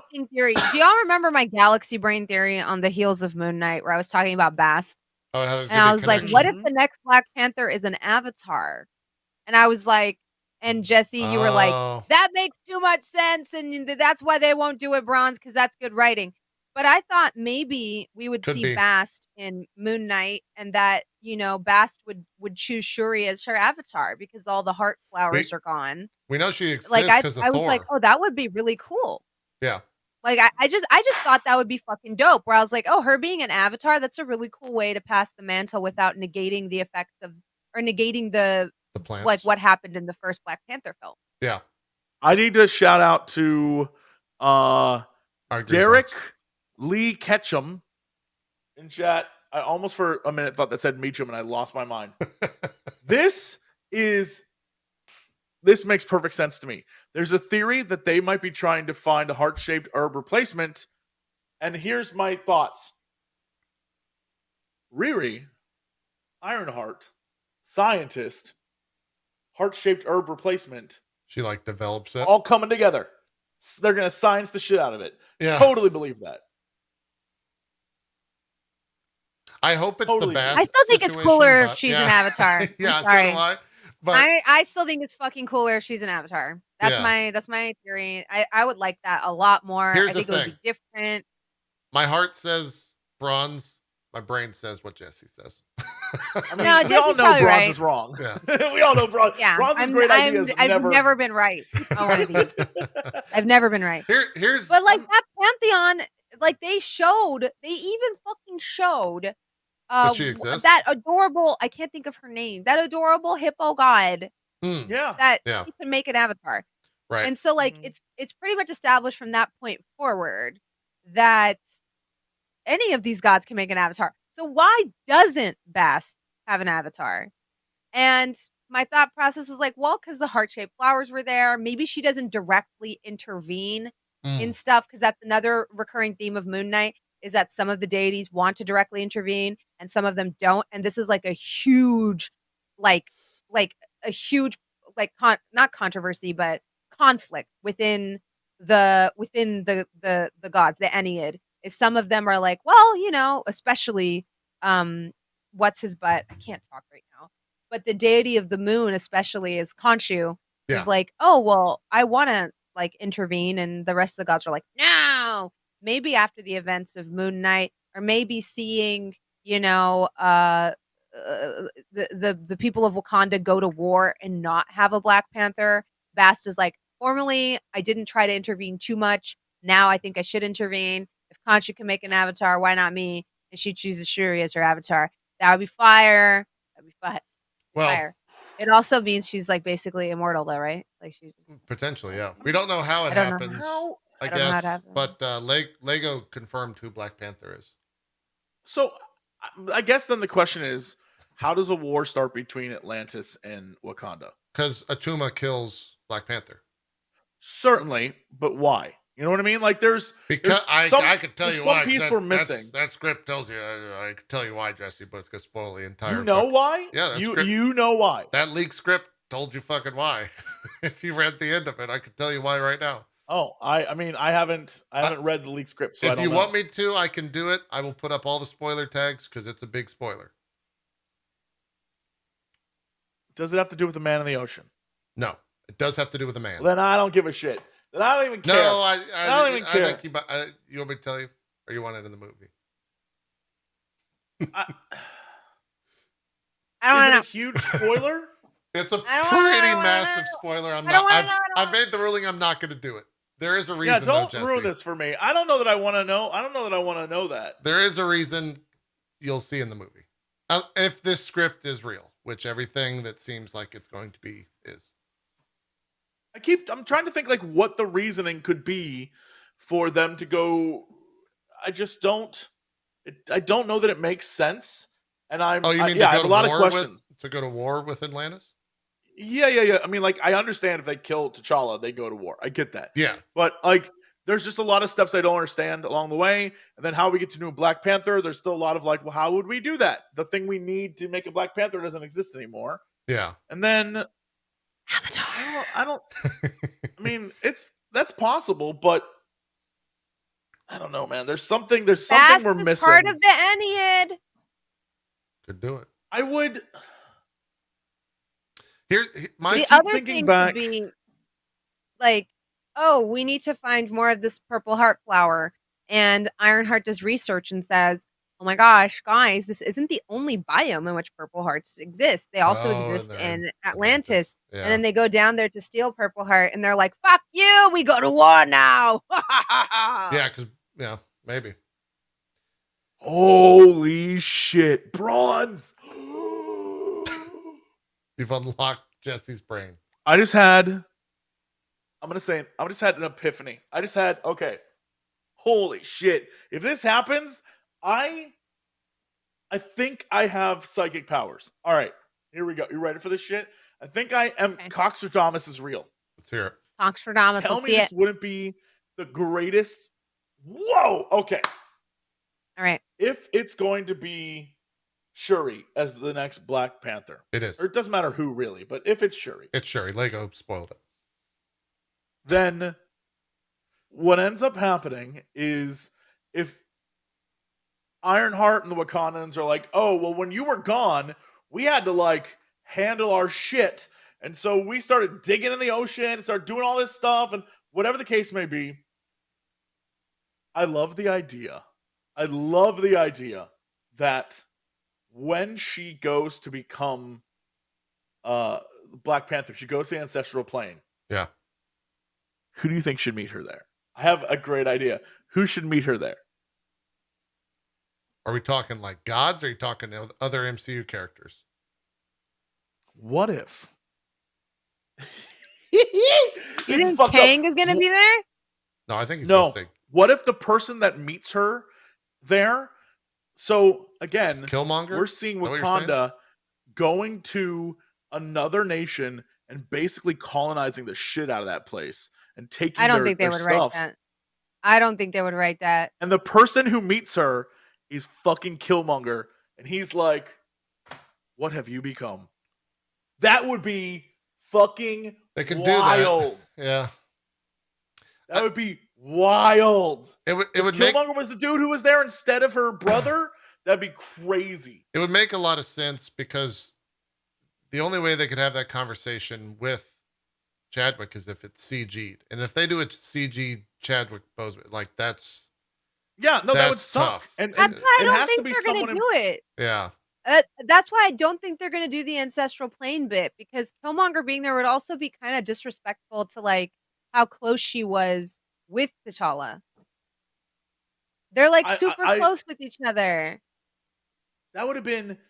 I'm just Killmonger saying. being there would be like, Well, Like, there's what the fuck nothing- are you If that doing was here? me, if I was Shuri, I would be like, "What the hell are you doing here? Go fuck I yourself. don't know Where's you my like brother? that." Yeah. And Yeah. I think that could be. I mean, that's part of the tension of that. I can't think of anyone else to if she goes to the ancestral plane. Her dad, her old like that. He's not gonna. That's not as impactful because we never saw the relationship between the two of them. We know about the relationship between T'Challa and his father, T'Chaka. We know that. But I don't know that Shuri has any. Her brother, clearly, but sadly, he is dead. So what would they put there if she went to the ancestral plane? What if they Bast would be awesome. I don't think they'll do it. what if they do Chadwick, but it's full Black Panther? Like it's not his face. I It's would. Black I Panther no, I costume. hate it. You think that's Because the whole idea is he's not a Black Panther. There, he is He's like himself. wearing a white robe and Yeah. shit, and hanging out with the ancestors. So I mean, I feel like it could be interesting if it was Killmonger, but not Killmonger. Like dude who was the son of the brother. Like he's chilled out a bit. There's got to be something that like there's got to be some sort of thing, some encounter, some situation that occurs for that. I just don't know what it is.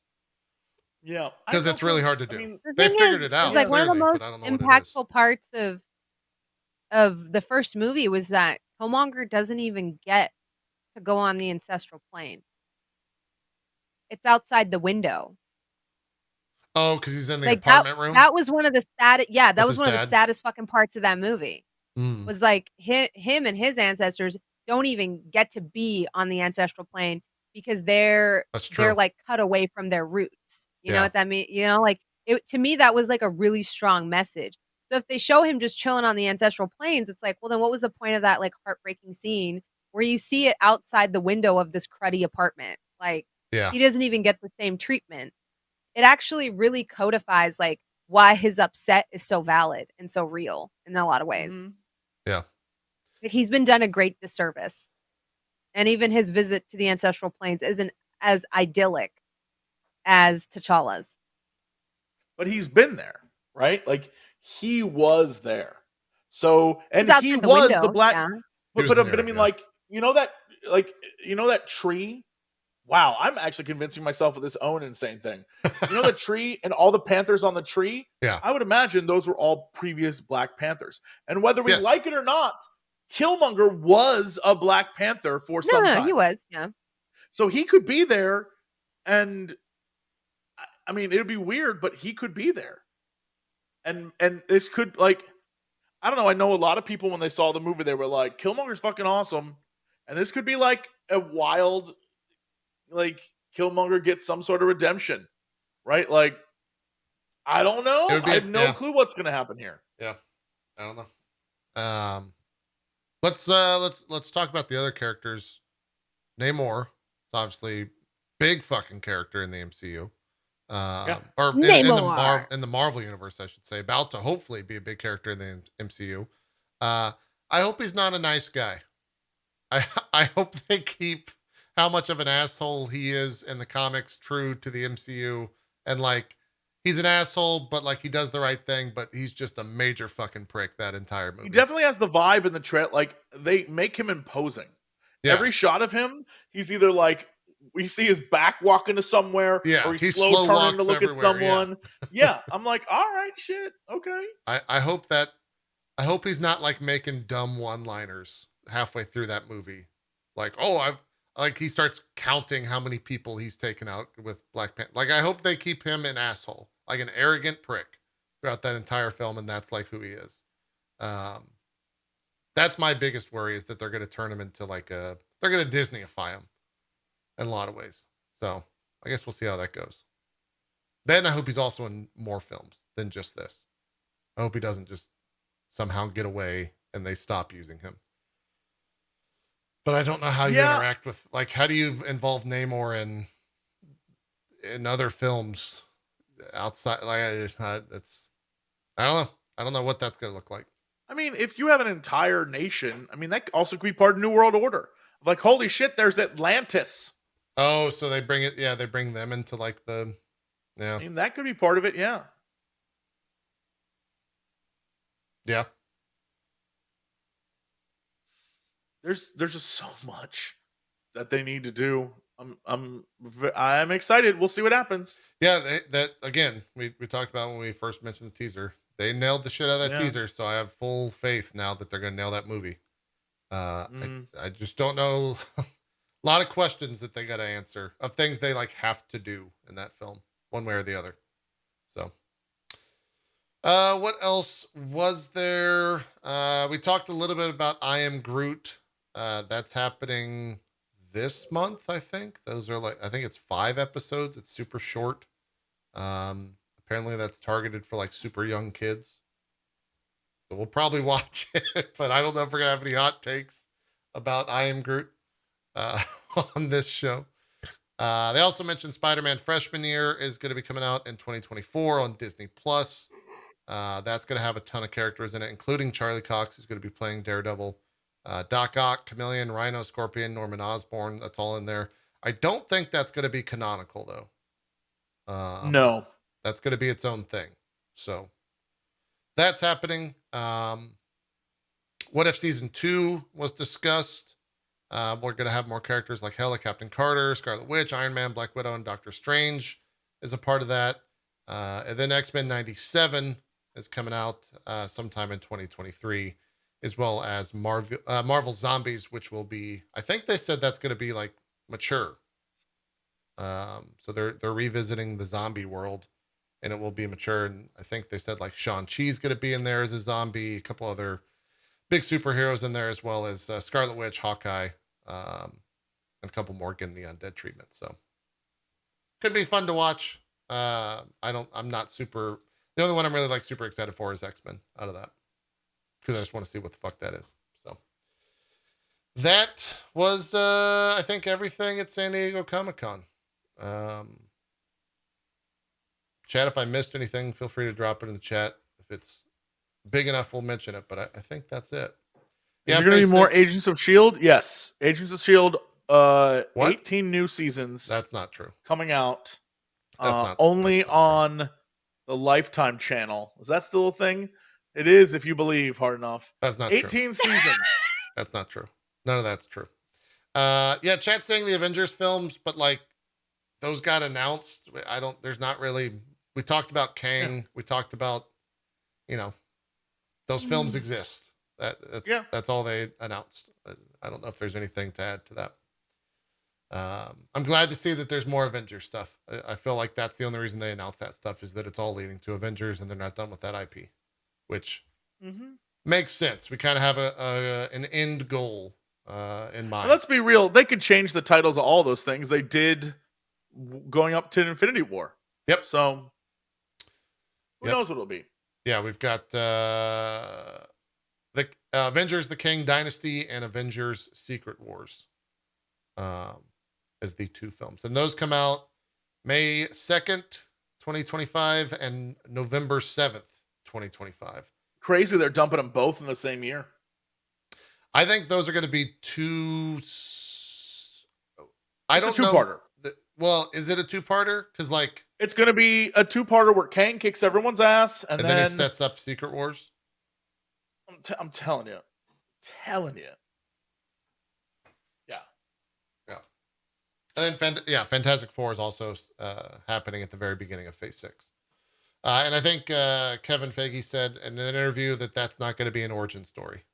Those characters are already going to exist, so I would imagine that those characters pop up prior to that movie in a different film or series, just to like introduce them, and then we get their full film. So I want to know the casting, though. I figured we would get like Fantastic Four casting, because that's supposed to start filming next summer, I think, and we don't know any of that. Do you think apparently they've cast they cast Dr. Doom already, and they have they? I just heard that they had people like talking to them. Sometime in the last 4 days, they said they cast Dr. Doom. Oh, okay, that makes sense with the timeline of things. But no one knows who it is, and and so I imagine the casting for everything else in the Fantastic Four is keeping a pace. Yeah. Oh, I had going back to Black Panther. Sorry, this just randomly crossed my mind. They're definitely doing a funeral for Black Panther in that film. Oh, yeah. Do you think, given how close he and Captain America were that they get old Steve to show up for that funeral. Not a speaking part or anything. He's just there. Do you think he shows up at that funeral? I would say that would doesn't be matter. That would be sick. If you, yeah, it doesn't matter if he's there, but 100%, I think that the actor would do it. Yeah. Just because that's the type of dude he is. Sure. And if he's there, I think Bucky would be there as well. Well, then I think you start to think about if they did as big a thing as Iron Man, like you'd probably do the same thing for Black Panther, right? Well, that's what I'm saying. Yeah, I have a feeling that people would show up and it would be, they do it not because of the movie, but they do it for Chadwick, that kind of thing. Yeah. So, yeah. I don't know. But I know that, like, Chris Evans, for example, would 100% just show up to be like, I'll do this. Yeah. So, yeah. I think that would be, I don't know. Just the idea of him showing up there as, like, old Cap would be pretty awesome. And I don't think it would, like, take away from the moment at all. If anything, it would add to, for me, I can't speak for everyone else, but for me, it would add to the moment of, like, how, you know, important both as a character Black Panther is and as an actor Chadwick Boseman was. If Old Man Cap is in this universe or timeline or whatever. If he's, sure. If he's, like, back. Because we don't know what any of the rules are after that damn movie. That dude, I mean, like, let me just point out for the record that if Captain America went back in time, in theory, he ignored all the world's problems. And it kind of makes him a dick. But it gets away with the TVA, like, not chasing after him. I mean, there's a million billion problems with time travel in movies, and that's just one of them, so. Yeah, I don't know. Curious to see how like the whole conversation of, like, if you could go back in time and kill Hitler, would you do it? That comes into play here. Yeah. Would you go back and kill Thanos? It sounds stupid, but, like, it kind of does make sense where it's like, oh wow, that's actually like a whole conversation that would have had to be had. I don't know. Yeah. You're not wrong. Yeah. Could have killed baby Thanos, that's right. It's a thing. We're coming up on 3 hours. That's cut off for me. Is there anything else you guys want to bring up for San Diego Comic-Con? Anything like that? Nope. Bronze, you good? Yeah. All right. I think so. Cool. What do we want to do in our final 5 minutes, 10 minutes here? So we got She-Hulk on the 17th. That gives us 2 more episodes. Because we missed last week and because we didn't talk about it today, what do you guys want to do about the X-Men rewatch? Do you want to speed up how fast we're watching it? Do you want to put it on hold? We don't really have too much to talk about for the next 2 episodes. So I'm okay with speeding up the viewing process, but that would mean we cover like 8 episodes or 9 episodes next week.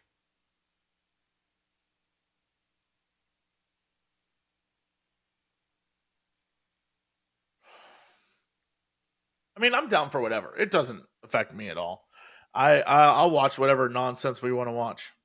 Bronze, any thoughts? Are we not continuing with X-Men? That's what I'm asking. Do we? If we are, then we got to watch and discuss 9 episodes next week, right? They're not that long. I don't know if there's that much to discuss. They aren't that long. That's for sure. They're what, 20 minutes long each, something like that. So I'm okay. Mm-hmm. I'm just making sure I'm not saying like, guys, yes, you gotta he go doesn't watch. look okay. You guys don't. You gotta watch 9 How episodes. many episodes do we have until She-Hulk? We got 2 episodes till She-Hulk. So this week, or sorry, next week. I want to talk about this X-Men show so badly. So I'm down to watch as much as you want because it is, and I mean this in the nicest way. It's pretty great. Fucking bonkers insane. I love it. What? I love everything about it. It's great though. Look, I think he's saying at one point there was a sentinel hiding behind a house, and that shit was great. I'm saying, Literally, there's a scene where Jubilee's walking down the street like, why are they chasing me? I'm just a girl. I have the worst powers. And then the camera pans up to a sentinel posted up outside the house like, Yeah. That was my favorite scene. It's ridiculous. That is insane to me. So that was what's my even more favorite crazy, scene. watching Beast. How did she not see him? There's a moment, again, in the first episode where Storm's like, don't worry, I'll handle him. And she flaps her wings, flaps her hands, and she starts to fly. And that shit, I was like, no. I also forgot that Rogue apparently flies in this show all the time. Don't care. Yeah. Love this show. Love it. We need to talk about it. Okay. Pretty good. Then we're watching 10 episodes for next week. Done. First 10 episodes. I'll watch 10 episodes of the animated X-Men. Fucking Magneto's just like, welcome to die, X-Men. Guy sucks. I like how Magneto's like, Professor Xavier abandoned you in here. He's like, I wanted to be in here. Fuck off. Yeah. The fact that there's like a whole scene where he's like, join me. And he's like, nah, I'm staying here. God I'm damn. trying to prove that I can get a fair trial as a mutant. I was like, bro, no, they're going to lock you away for life. Get out of there, Beast. Get out of there. Do they really hit the Apocalypse storyline in the first season? Dude. Is that right? The first 3 episodes, are like, they're speed running. They are speed running this shit. I love it. Man, I love it. They do. Yeah. Episode 10 is called Come the Apocalypse. Jesus. All right. Well, we'll watch episode 1 through 10 for next Monday and discuss that. And then the following week, we'll do 11, 12, and 13 for August 15th. And then on the 17th, She-Hulk comes out. So the 15th will be those 3 episodes of X-Men, and then we'll preview She-Hulk. I'm sure some more trailers will be out. We'll give our big predictions for all that, how we think it's going to go for that. Cool. Next 2 episodes are planned. Let's do some shout-outs and call it a show. Jesse, you want to start us off? What do you got going on? Where can people check you out? Well, boy, oh boy. Hi, gang. Lots of fun stuff coming this week. This weekend I played Stray with my mother. It is as ridiculously cute as you can imagine. She immediately, 2 seconds in, named the cat, gave the cat a backstory, and was in love with this cat the entire time. What's the cat's name? It is hilarious. Sammy. She called him Sammy immediately. She's like, oh, look, it's Sammy. I was like, what? How do you? And she's like, I just name I come up with. I was like, okay. It's the Adventures of Sammy and Jesse's Mom. It's hilarious. I'm so happy that it exists. And then Scary Game Squad, we're playing the game Madison, and so that's coming soon to you as well. And if you want to know the backstory, at 3 separate times, a man jumped out of his seat so high we were genuinely worried. So I've heard that game. It's a good one. It got them jump scares. It's good. Yeah. So there's a point in time which I was laughing so hard I couldn't stop laughing because people were like losing their minds. So all I know about that game, Jesse, and I'm not gonna say why, and don't say why. I've heard blue knees is a really terrifying thing.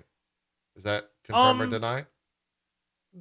I can confirm. What's fascinating is I think I spoiled myself. So if you don't spoil it for other people. No, I'm not going to. But if you get the physical copy of the game, they give you. This is honestly, it's a rarity in physical copies. But in the physical copy of the game, if you open it, a lot of the props from the game are in the physical copy. So you get like a bunch. They literally include the story of Blue Knees in the physical copy. And so like before I even played the game, I was like, oh, and I had to close it really quick because it literally was like, this is the story. And I'm like, oh no. Yeah. So an anti-spoiler. Imagine a lot of that was ruined for me, but it's all right. Got it. Cool. Bronze, do some shout outs. What do you got coming up? Promote your shows. Hi, hello. I'm that bronze girl. Check out my comic book show Bagged and Boarded this Friday. We're talking about the Kang comic. What else? I've got a bunch of projects that I'm working on. So follow me on Twitter or Instagram to stay abreast of what those are. And I've been uploading to YouTube as well. So that's me. I think this week we're playing Bear and Breakfast because I got gifted it and it looks Nice. cute. And Love that game. It's so cute. really okay. Okay. I'm excited to play it. Is that Jesse? Is that game what it seems it is? First off, the animation is by one of the many people who've done amazing animation for Monster Prom, so shout out. But second, it is a game where you play as a bear in a forest and you're making a bed and breakfast to lure people into the forest to get the forest. Not to eat them. You're literally like the forest is. You're trying to like save the forest. It's wonderful. It's great. And you make a bed and breakfast. No, you have to. Well, the thing is, you have to like get people to stay at your bed and breakfast. So you might not want to be a bear around them. Oh. It's very cute. And there's a beaver. There's a very cute beaver who is just a sweetie pie who just wants to build things with you. Okay. Love it. Very, very cozy game. Got it. I'll do shout outs real quick. They're going to be short. We got more MCU crew next Monday. We hope you join us for that. It'll be at 1 p.m. Eastern, as it usually is every single Monday. More drop frames on this coming Sunday between now and then. We do JPNN on Monday, Wednesday, Friday. We do trailer time on Tuesdays and Thursdays. We're going to be playing Xenoblade Chronicles 3 between now and then. I think on the 4th, a bunch of games come out, so we'll check some of that stuff out. And maybe some early access to some upcoming Devolver games. Or an upcoming Devolver game, I should say, around the 4th as well. So that's what I got going on. That's what we got going on. We're going to go watch some X-Men. That's your homework. Do it. We'll be back next Monday. 10 episodes. 10 episodes. Right? First 10. 10. Yeah, first 10. You can watch them on Disney Plus for anyone that was curious on where to watch those. And that's that. Thank you guys so much for watching. Oh, and we should probably promote as well. If you want some MCU crew shorts or clips, I think all three of us, me and Jesse have definitely been posting stuff on our TikToks. Yeah, no, I'm still in the editing phase, but I will be putting them up there. Gotcha. So yeah, follow us on TikTok. You can find our silly moments from the show forever TikToked. You can find our TikToks if you just search itmeJP TikTok, Jesse Cox TikTok, and That Bronze Girl for all that. That is that. Thank you guys so much for watching. We will see you guys next time we're out of here. Have a good one. Bye-bye. Bye.